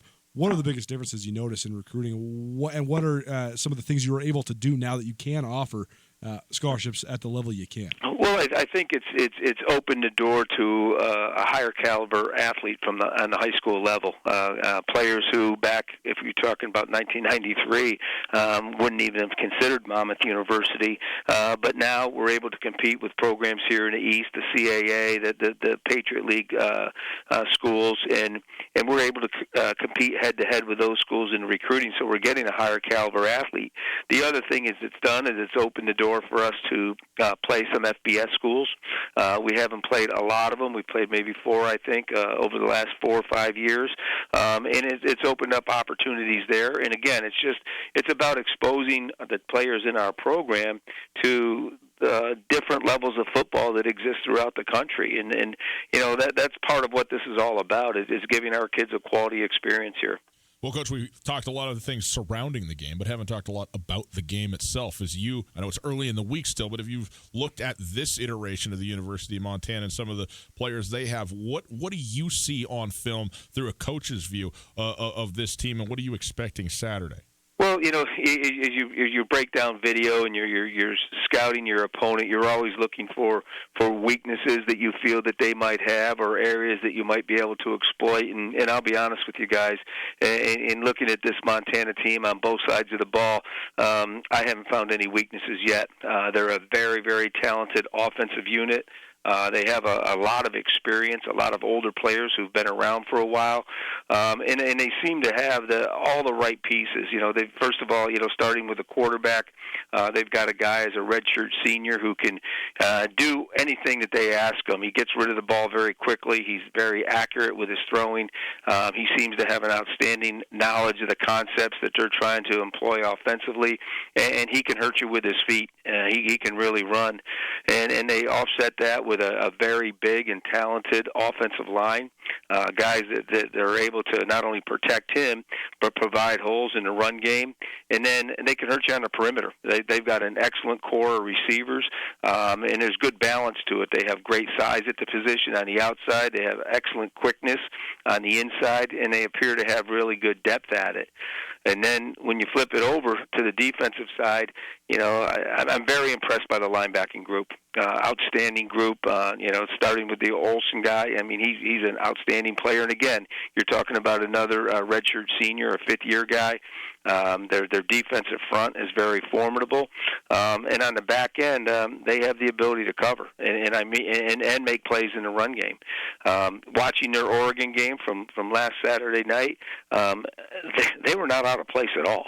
Regardless of what the score says. I mean, they were right there. They played. They matched up athletically, and we know we're going to have a very imposing challenge.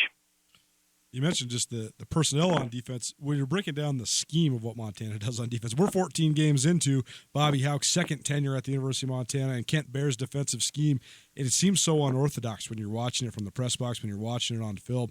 There's so much variability to it, and I know that they've used some of the schematic stuff to confuse opponents. When you look at that defense, what do you see schematically? Well, I see a scheme that's I guess I would call it unique. It's certainly they do a lot of different things. You look at them on the surface and you say, all right, they're a 3-3, an odd front, but they're much more than that. And they do things that we probably won't see the rest of this year and haven't seen before this year. But they do it, and it's very well coordinated. Their players know exactly where they're going. They have spots they have to get to. It doesn't matter if they're called a defensive end or a nose tackle or a linebacker or whatever they're called. They're going to get to those spots, and it's a good mix and match of things. They can mix up their pressures, and they do a great job, I think, of employing their guys on the back end, their secondary guys. Their safeties are very much involved and are able to insert themselves in different spots to both defend against the pass in the underneath areas, but also to defend against the run. You mentioned fifth-year seniors, and you have a great one in Kenji Bahar, your quarterback, the preseason offensive player of the year in the Big South, and a guy who's been really good for you for a couple of years now. What sort of comfort does that give you as a coach, just having a guy that has his experience, his level of athleticism? Well, any time, as you guys know from out there in Montana, any time that you have a guy at the quarterback position who's experienced, he's mature, he's been on the field for you before, and he has the ability to make plays, it's certainly very comforting. And, Kenji now is in his third year as a starter for us, and, he's grown each and every year. He's a guy that really becomes like an extra coach on the field because he has such a tremendous understanding of what it is we're trying to do. He has the ability to change protections, change plays at the line of scrimmage, and to get us into some very good looks against what we're seeing from the defense. So, it's invaluable to have a guy like him, taking a snap for you. We get you out of here on this, Coach. I know you've had a part in developing and mentoring a lot of guys over your 26 years, but Miles Austin is the guy that really jumps off the page when you talk about famous Monmouth football players, and he rose to great prominence in the late 2000s, maybe early 2010s with the Dallas Cowboys. I think he led the NFC in receiving yards back-to-back years, catching passes for Tony Romo. He's a Pro Bowler and just an all-around great player. He played his career at Monmouth, culminating in 2006. What do you remember about his career at Monmouth, and what was it like to watch a guy rise to the level of fame and accomplishment that Miles Austin was able to rise to? Well, it's interesting. When Miles came here, he wasn't that highly recruited. Matter of fact, he was probably more sought after for his basketball and track ability than he was for football. Again, came from a very small program here in the state of New Jersey. We were fortunate enough to have him come here, and it's one of those guys. And when you're in coaching, you have those guys that come along every so often that, as soon as he stepped foot on campus, you kind of looked at each other and said, he's different. He's got some things that other guys don't have, and just watching him grow and develop as a football player, as a receiver, in the time that he was with us, you almost knew he was destined for great things beyond college football. Well, Coach, I was on some teams. They said I was different too, but it wasn't a compliment. That's the way that goes. Right.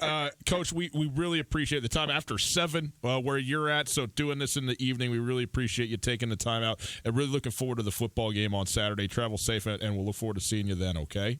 Thanks, guys. I really appreciate it. Kevin Callahan, the head coach of the Monmouth University Hawks, head football coach.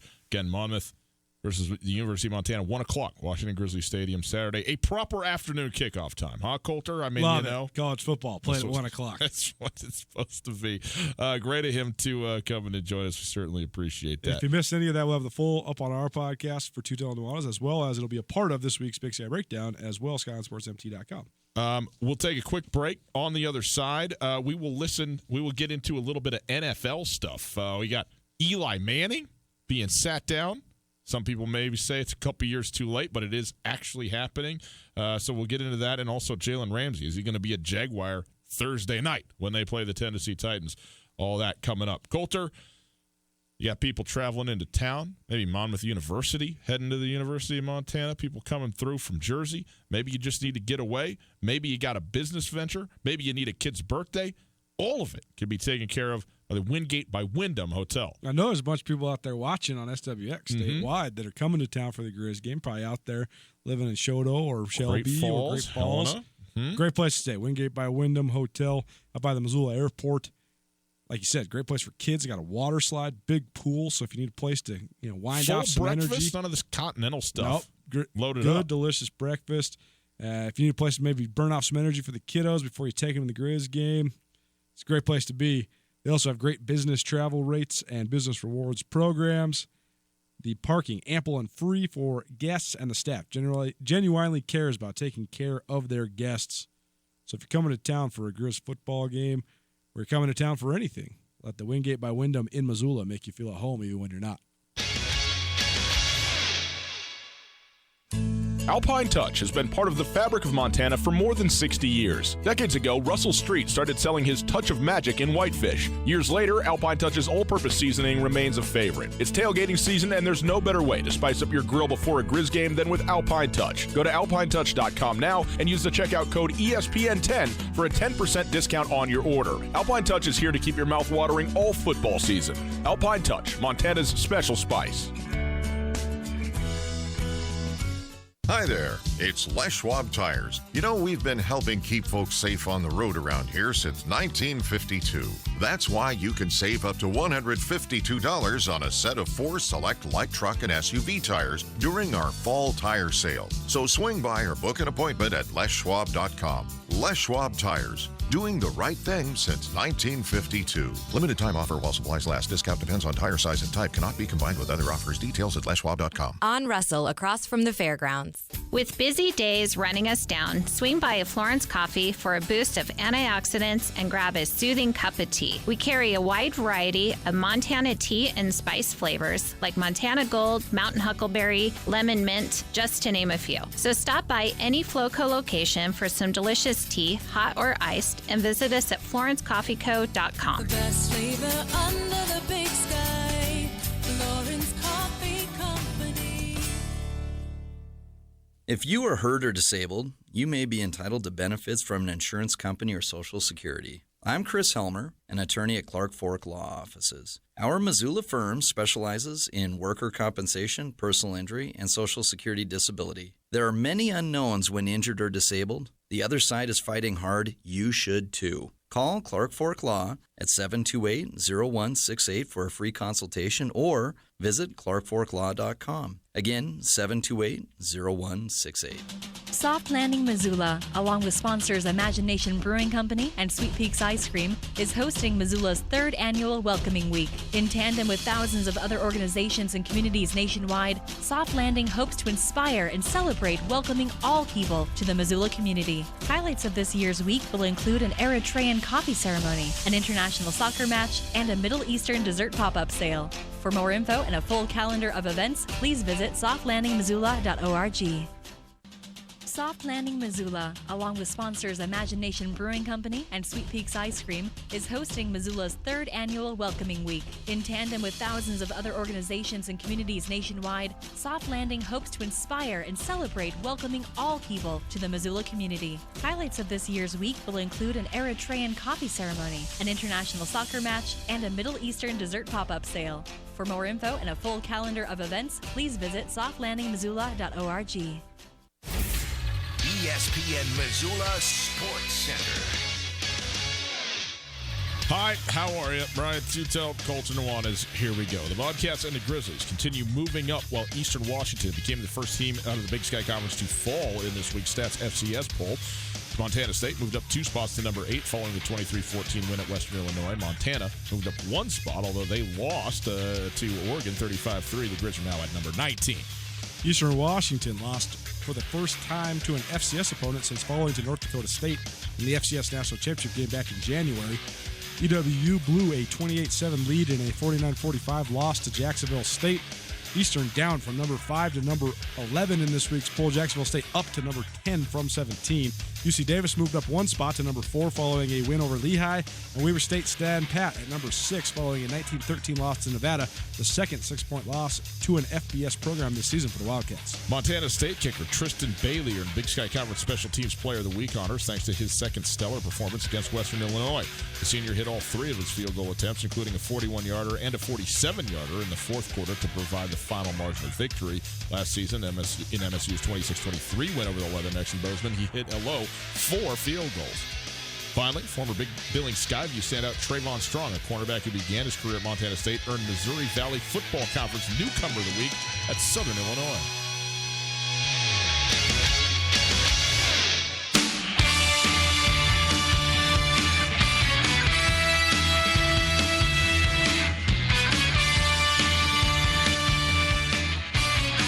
For the first time in a very long time, with the exception of 1 week when Ben McAdoo was foolishly the head coach, Eli Manning will not be starting for the New York Giants coach's decision Sunday. Wow. It's Tootell Nuanez, 102.9 ESPN Radio. We are broadcasting live from the Kurtz Polaris studios. Kurtz Polaris at 2904 West Broadway in Missoula, Highway 83 in Sealy, online at kurtzpolaris.com. If you'd like to listen live, you can go to our website, 1029ESPN.com. There you can listen to the stream on your favorite device, desktop, mobile, whatever it is. Stream brought to us by Opportunity Bank. Thanks to them for that. Your local bank, your opportunity. It's Opportunity Bank. Coulter, the New York Giants are benching Eli Manning, and Daniel Jones is going to step in. And this, different from the just disaster and buffoonery of Ben McAdoo, seems like, first of all, you have a guy in place that you took with the 6th overall pick.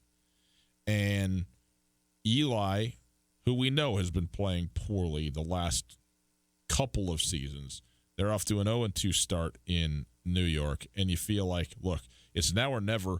This year, I don't know what the expectations were entering it anyways, but certainly you can't wait any longer if you think you're going to, have any kind of look at making a run during the season. But moreover, why not roll your guy out there and see what you got in terms of a quarterback who you drafted?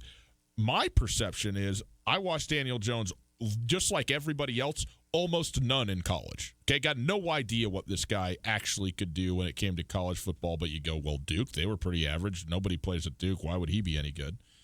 But then when I watched him in the preseason, which I did a fair amount, and the preseason, I get it. I understand what it is. I understand who he's playing up against. Some guys just look comfortable, look good playing football in the preseason, their first ever professional experience. He looked really good to me. Is he going to be anything at all? I don't know. Could he be worse than Eli Manning? Well, sure, I guess it's possible. I don't think it's likely, though. I thought this would happen within the first month of the season. It has, and I'm not surprised at it at all. And I'm excited. I'm interested, at least, to see what Daniel Jones has to offer. And as far as Eli Manning goes, it is what it is, my man. Like, it's you played a lot longer than you would have played with any other team because you won 2 Super Bowls with the New York Giants. And I like Eli Manning a lot in a lot of different ways, but he's not good enough to play quarterback in the NFL right now. Since the Giants won their last Super Bowl, which was at this point now 12 years ago, is that right? What is it? 07? 07. Yeah. Regardless of what the year was, since the Giants won their last Super Bowl, Eli Manning has lost 66 games. He's thrown 112 interceptions, and he's committed 137 turnovers. All 3 are the most by any NFL quarterback in that span. Well, that's because there's very few NFL quarterbacks that have been playing for 12 years since that span. How many touchdowns has he thrown over that course of time? He has a complete QBR rating of 47.6, which is 30th in the league. Is that this year? This is since that time. Oh, that's horrendous. His yards per attempt, 6.7. His touchdowns interception ratio, 1.6. Also not good. So, I mean, a lot of this is just like if you play forever, you're going to be the all-time leader in a lot of things. I mean, Brett Favre's the all-time leader in interceptions. Sure is, and deservedly so. He would be the first one to tell you that. 100%. I think this is a very interesting move by the Giants. The first interesting move by the Giants was drafting Daniel Jones. 2013 was the last time the Giants won the Super Bowl. So you're not 66 losses since 2013. That's a lot. That's 11 losses per year in that. So that's only going to 13. Yep, that's only going to 13. Okay. They won Super Bowl 46. Got it. 2012. So 6 seasons ago. Yeah.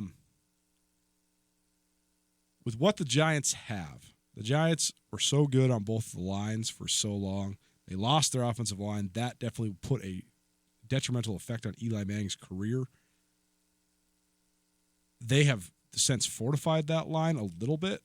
They've drafted Saquon Barkley, which gives them the first real running back threat they've had since probably Tiki Barber. Mm-hmm. They got rid of Odell Beckham, which, hard to replace the production. Probably feels great to not have the headache. But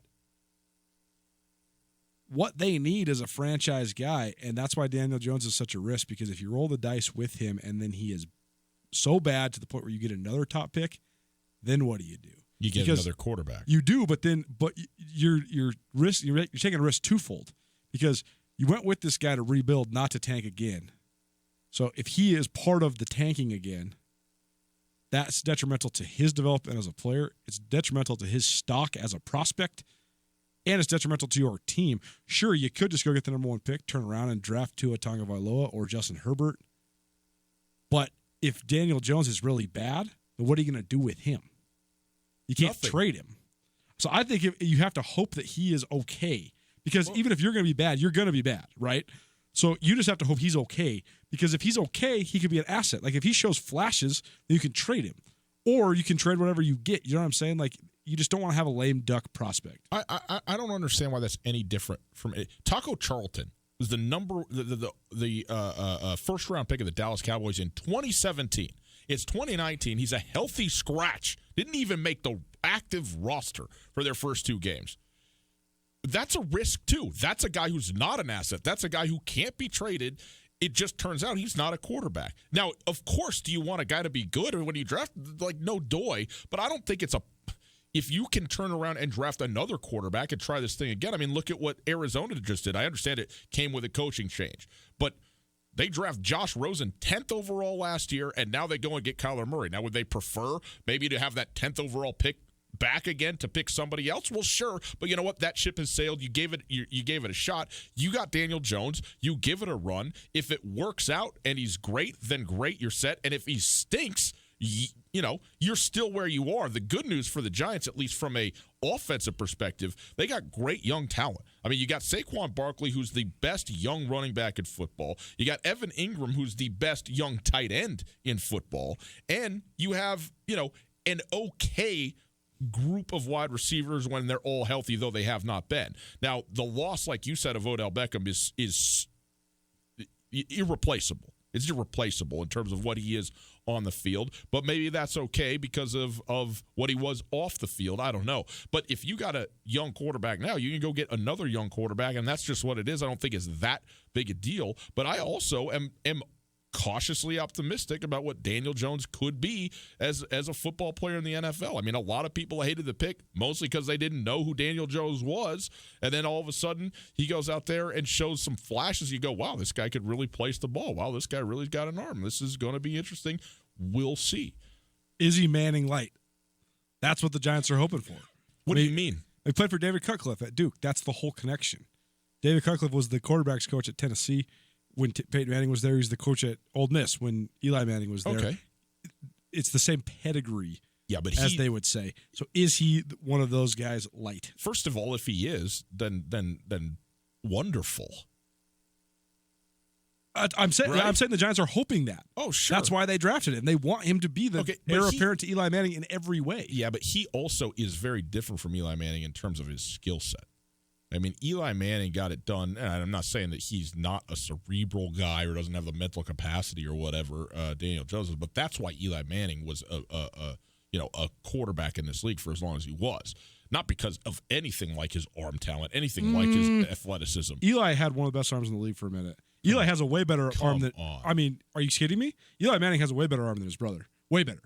Significantly better. I think they're both at their best. Pretty good arms. Nah, Eli had a cannon during his first half of his career. I know that Daniel Jones does. And, excuse me, in the limited amount that I've watched him, and I'm not going to sit here and start proclaiming anything, but he has dropped some absolute dimes, some accuracy that is important. Did you watch Sunday Night Football? Eagles-Falcons this week? A half. The first or second half? Sorry, you're in the middle of a coughing fit while I'm trying to ask you questions. Don't ask me questions. I got to drink water. Regardless of which half you watch, it doesn't matter. Just like the analysis between what a guy looks like and how he plays football that we talked about in hour one, how a guy throws a football and how much arm strength he has, and then the correlation between him being a good quarterback, it's so interesting to me because sometimes some of these guys, like when you first – the NFL is so fascinating the way it's evolved because when you haven't watched NFL football in 8 months, it is startling how fast the game is, how hard they hit, how great the athleticism is, and what these quarterbacks throw the ball like. When you see Dalton Snead and Casey Bauman throw the ball all fall camp, you're like, wow, those guys are talented. Like compared to your everyday run of the mill guys. And then you see a guy like Mitch Trubisky throw the ball during the first game, and you're like, whoa, yeah, this is crazy. But the arm strength and then the correlation with being a good quarterback is almost non-existent. I think the arm strength is one of the most overrated aspects of quarterbacking that people talk That's about. why I was asking about the Eagles game, though, because Carson Wentz has got a chance because Carson Wentz has a legendary rifle. I mean, he slings that thing, but he also seems to have Mitch Trubisky was the number 2 overall pick because of how he can throw it. But we're seeing the ebbs and flows of the upstairs part of the game with Mitch Trubisky. Yes. He's swimming right now. Yes. He was swimming early. He got locked in last year for a little bit, and now he's back to swimming.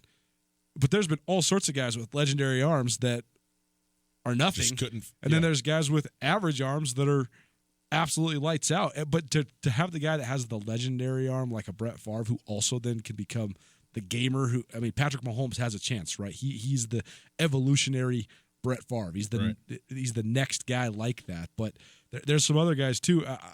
David Jones is interesting because I do think he throws a really, really good ball. He's got Daniel Jones. I keep saying David Jones. He throws a great ball. He's got good to great arm strength. We'll see. We'll see how he grasps the speed of the game. Well, here, you want to know the upside? They're playing the Bucs, so things might go okay for Daniel Jones in his first start at 2:00 Sunday in Tampa Bay. Who would you rather have, Jameis Winston or Daniel Jones? Daniel Jones, as of right now. Okay. I mean, I've been on Jameis Winston since he came into the league. I like Jameis Winston. If he is no good for Bruce Arians, he's no good. That's my take. I mean, you can't play here if you can't be a quarterback for Bruce Arians. That's it. And O.J. Howard early returns are also pretty poor, I might add. What's up with him? I mean, if you could play like you look, it's impossible to look like that and be this bad. He's the best looking guy in the whole league. Him and David Njoku are the two guys where you're like, whoa. This is the same thing at Alabama, man. I watched him at Alabama. I go, who's cheating with this guy? And he actually wasn't all that productive there. Right. But Alabama is the unique situation where they can turn out guys who aren't necessarily that productive and still could be legit NFL players. Well, it's actually why it's such a factory, too, because guys aren't even worn out. You know what I mean? Like that running back stable. Josh Jacobs. They got dudes who don't even have any mileage on them. Yes. I don't know what to say about O.J. Howard.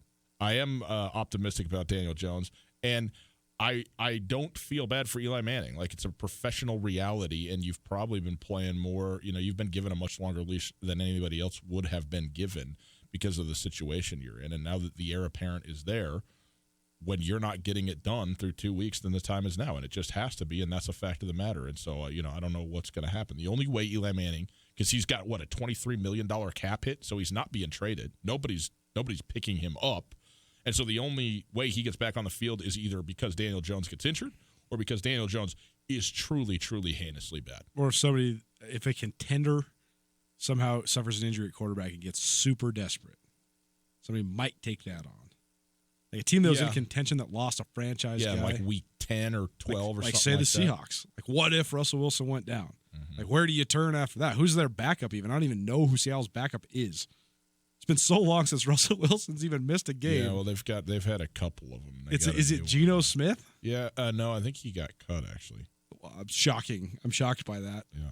Poor Geno Smith, man. Talk about a guy that ran an offense that couldn't have been more perfect for him in college and then just cannot hang in the league. Tootell and Nuanez, 102.9 ESPN Radio, SWX Montana Television. Big announcement. This is a big, big, big announcement. Coulter and I, we traffic in the social media so much, and we are so very good at them. There is now, boys and girls, in addition to our at 102.9 ESPN Twitter handle and Instagram account. Insta! Want to be Insta famous? Is it you just 102.9? Do you have handles on Instagram the same way you do? I have an Instagram. Like a personal Instagram. I don't have any idea how the thing works. I guess it's a lot of pretty pictures. I guess it's a 102.9 ESPN Instagram. Anyway, you can go find it. We'll be posting pictures. I'm sure they're going to have wonderful filters on them and be of very, very many things. We need all the help we can get. You can go check out the Tootell and Nuanez Instagram and follow that thing. Don't worry, okay?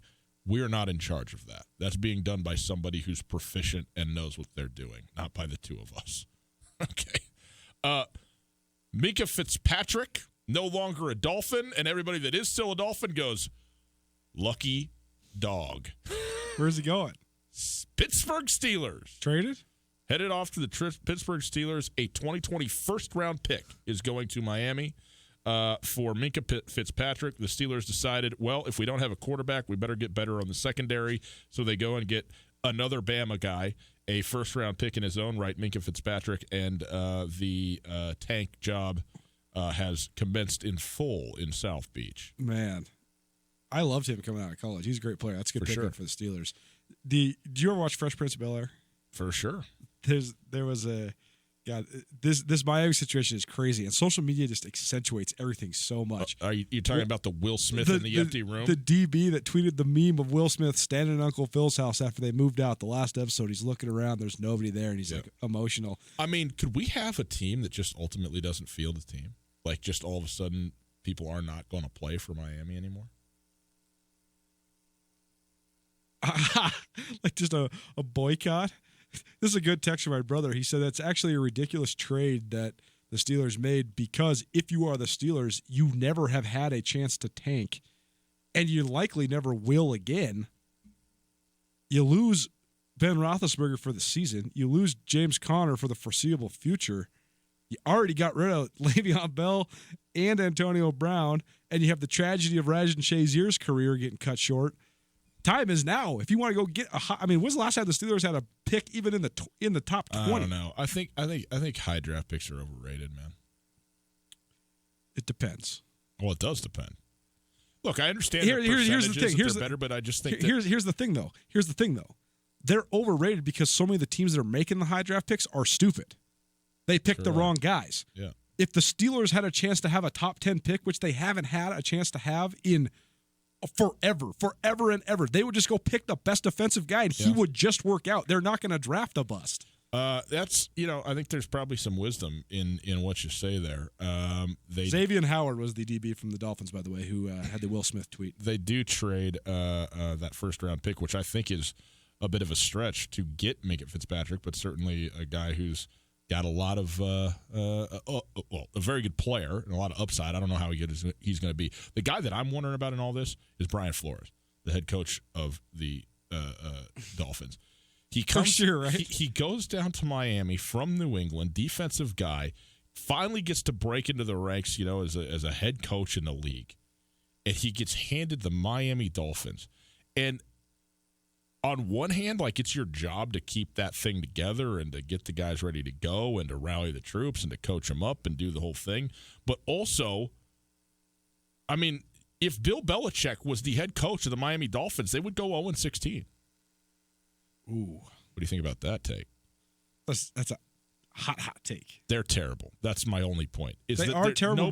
Here's the argument. Nobody's winning. Here's the argument I always make with you, though, is that so much of the NFL is about cohesiveness, structure, chemistry, luck, injuries. The Dolphins on paper are not that much worse than the rest of the NFL talent-wise. I actually think that there's multiple teams that are on the same plane as the Dolphins talent-wise.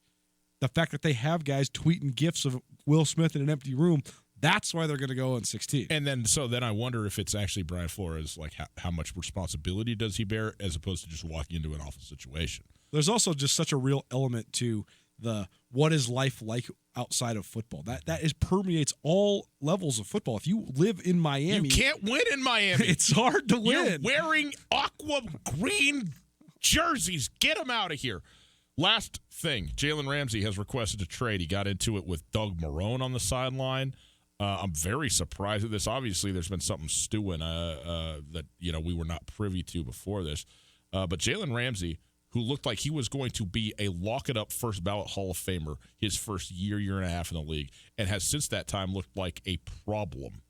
I don't know what to say about this. I'm amazed at this, though, for as great as that Jags defense was 2 years ago, mostly the same group still there, and now and the same coach, by the way, and now all of a sudden, malcontent, argumentation, and now wanting a trade. Says he will play, quote-unquote, if he's still there Thursday night.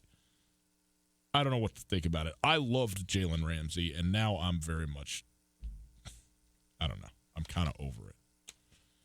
Tootell, Nuanez, 102.9 ESPN Radio. We'll take a quick break. We're going to come back with Coulter's favorite personality and his favorite soundbite of the week, Mike Leach, right after this. Coulter, the Jim Cutler, who is the voice of ESPN Radio and does all kinds of things. For ESPN television, he does all kinds of stuff. If you hear his voice, you'll know it. We sent in some copy for him to read for us because we have a contract with him. Didn't get back to me. And he gets back to me immediately. He and his wife do a fantastic job all the time, right away. all of a sudden, a week later, I'm like, hey, we need this sound turned around. So I get an email. I'm sorry, I fell off a ladder cleaning my gutters, broken arm, broken leg, in the hospital. Real. That's Ouch. real. You know what I said? I'm going to Missoula gutter cleaning. That's it. Okay? Enough with the risking life and limb to get leaves and mud out of the gutters. Give it to a professional who is insured, who knows what they're doing, and don't waste your time, energy, and then, heaven forbid, have an accident befall you, okay? You go to MissoulaGutterCleaning.com. You get all of the muck and mire taken out of your gutters. If you do it right now, you can get an estimate this week, and then when the job is done, you're going to get something back from them. How does a $20 gift card to your favorite brewery or coffee shop sound? I could go for that. You can go to the game. You go to the game Saturday, okay? And then you come back, you got clean gutters. It's a done deal. MissoulaGutterCleaning.com. You go there right now, get your estimate, spend a few bucks, spend time doing what you want to do, and leave the risk out of it, okay? Don't try and be a hero. Do the smart thing for once in your life, and call MissoulaGutterCleaning.com. We ate a lot of steaks before we came up with the Montana Club's Private Reserve Cut Angus. It's as good a steak as you're going to get. Our Private Reserve Cut Angus is specially cut for us. And with our custom seasoning, it has a flavor that's absolutely incomparable. We're confident that it will satisfy the most discriminating steak customer for an unrivaled steak experience. Real Montana, real food. The Montana Club on Brooks and North Reserve, Missoula. Hey folks, Ryan Tootell here, and I'm with Josh of the Advocates Injury Attorneys. Josh, what are people left dealing with after an accident? Well, quite a few things, actually. We see people that are in pain, they still need to get to work, they need to raise their kids, and now they have to take time to go see doctors and other healthcare providers. They're frustrated with working with the insurance companies and getting the runaround. We'll take on the burden of dealing with the insurance company so you can get the best settlement possible and get back to your life. Find your advocate online at MontanaAdvocates.com. There are a lot of lawyers. You deserve an advocate. No matter how far you may go, there's always one just down the road. Town Pump, who pump it up. There's two things that can really stress a person out. That's hunger and not enough time. Town Pump can help you out with both. They've got your meal waiting for you. 4-piece chicken and JoJo's with ranch, only $5.99. And Modelo 12-pack cans, $11.99. Stop by Town Pump today. Town Pump, right down the road. Pump it up. Oh, yeah. This is Mike Nugent with Berkshire Hathaway Home Services. Berkshire Hathaway provides Western Montana with full-time real estate professionals for you whenever you need us. Our reputation as the state's most knowledgeable and available real estate group has helped build unmatched trust in the Garden City and statewide. If you have been thinking of making a real estate move in the short or long term, give me a call. No pressure, no expectations. Just professional opinions and service at whatever pace you are comfortable with. Give me, Mike Nugent, a call today, 531-1802. And remember, every question is good to ask.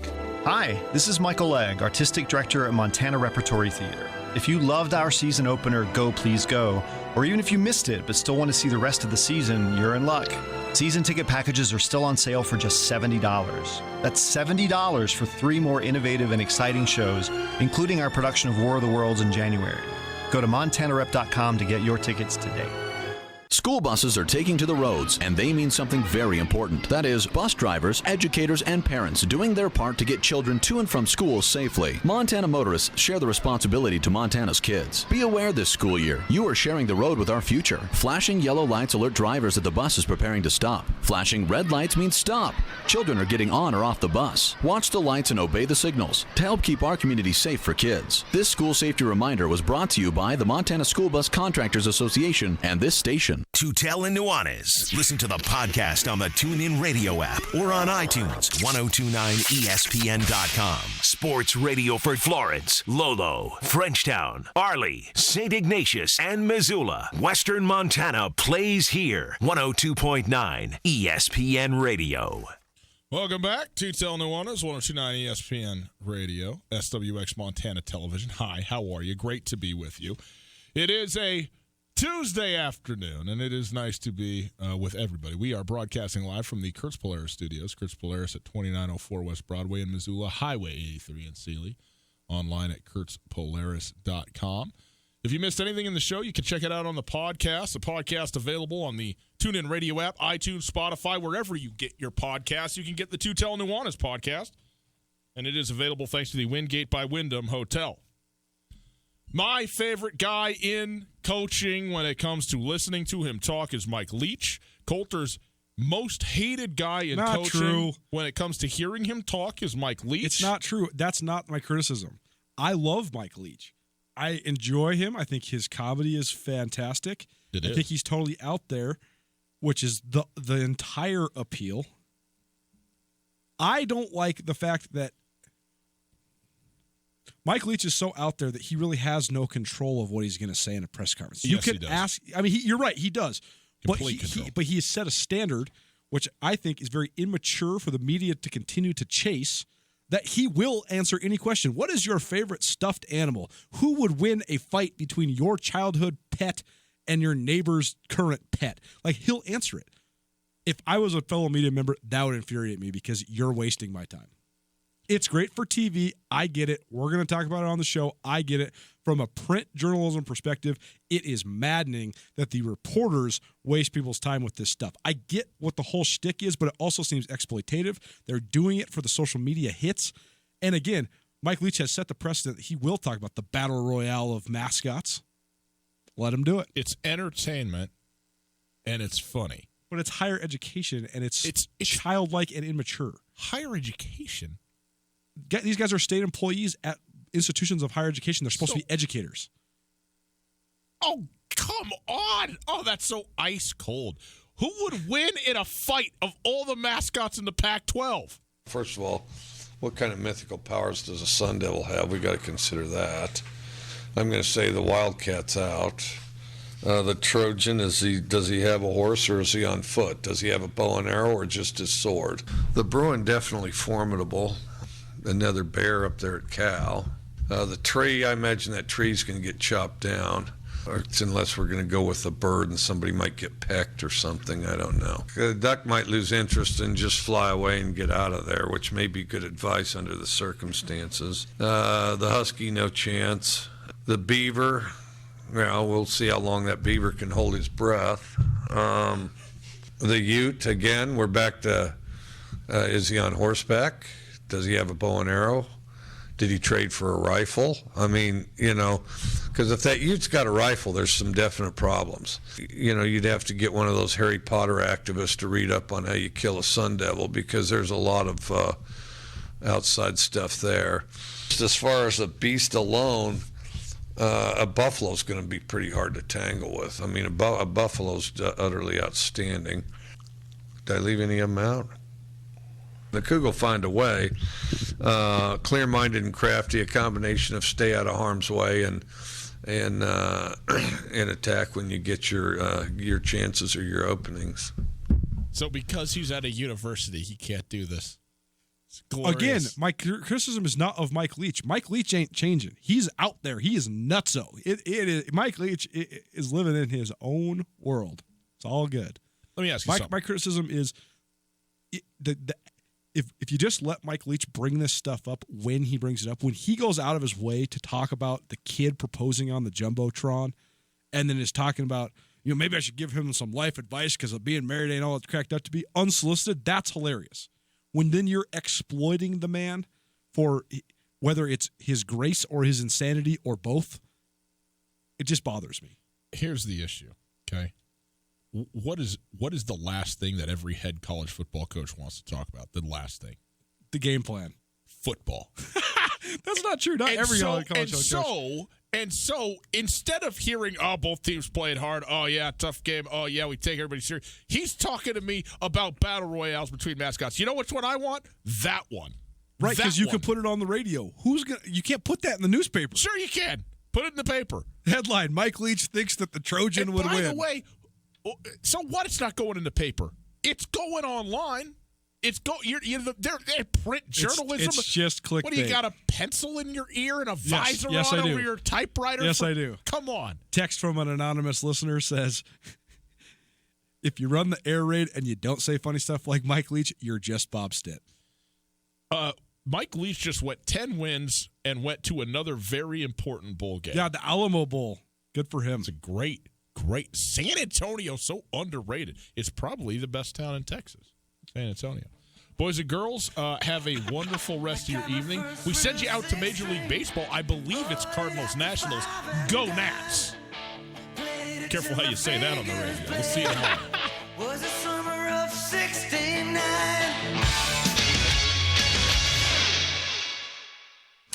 Alpine Touch has been part of the fabric of Montana for more than 60 years. Decades ago, Russell Street started selling his touch of magic in whitefish. Years later, Alpine Touch's all-purpose seasoning remains a favorite. It's tailgating season, and there's no better way to spice up your grill before a Grizz game than with Alpine Touch. Go to alpinetouch.com now and use the checkout code ESPN10 for a 10% discount on your order. Alpine Touch is here to keep your mouth watering all football season. Alpine Touch, Montana's special spice. In Western Montana, we know shopping local matters, and you may think you'd pay more for the quality and customer service that comes with it, but not at Selway Armory. Selway Armory is locally owned with knowledgeable specialists that can answer your questions. In addition to the expertise, though, Selway Armory also has a bigger selection and lower prices than the box stores. When you're in the market for firearms and accessories, save money with the experts at Selway Armory. Selway Armory, 2825 Stockyard Road, Unit E6, and online at selwayarmory.com. Jayco and Rangish Brothers end-of-the-year clearance event is going on now. Our entire lot is on sale, so if you've been waiting for a smoking hot deal on fifth wheels, campers, toy haulers, and motorhomes, there is no better time to buy than now. Save big on a Jayco J-Flight Bunkhouse SLX with payments as low as $99 per month OAC. Or get huge savings on a 2019 Jayco Eagle fifth wheel, starting at only $28,750. Don't miss our final sales event of the year. Only where a handshake means something. Rangish Brothers RV Center. It's a rite of passage, that first bank account. Explore the great options for your young adult with a visit to Farmer State Bank, online at farmersebank.com or in person at any of our 9 locations in Western Montana. Our checking and savings accounts are designed to fit any lifestyle and budget with the flexibility, innovations, and security today's consumers demand. Start out right with Farmer State Bank, your Montana bank since 1907. Member FDIC. This is Tom Skerritt for the Borgen Project. Each year, nearly 2 million children die from preventable diseases. Each day, 30,000 people die from hunger. 500 each hour are children. The Borgen Project is turning this around. We need your help. To learn more, go to borgenproject.org. That's BORGEN project.org. Are you interested in putting solar panels on your roof? Do you want the latest on Montana's renewable energy policies? The Montana Renewable Energy Association is a leading voice for renewable energy education and advocacy in Montana. From community-based clean energy events to advocating at the Montana legislature, they work to ensure Montana's future is powered by the sun, wind, and earth. Find out more about MREA and join as a member by visiting montanarenewables.org or calling 406-214-9405. ESPN Radio for Western Montana, KKVU HD3 Stevensville, and 102.9 FM on K275BS Missoula.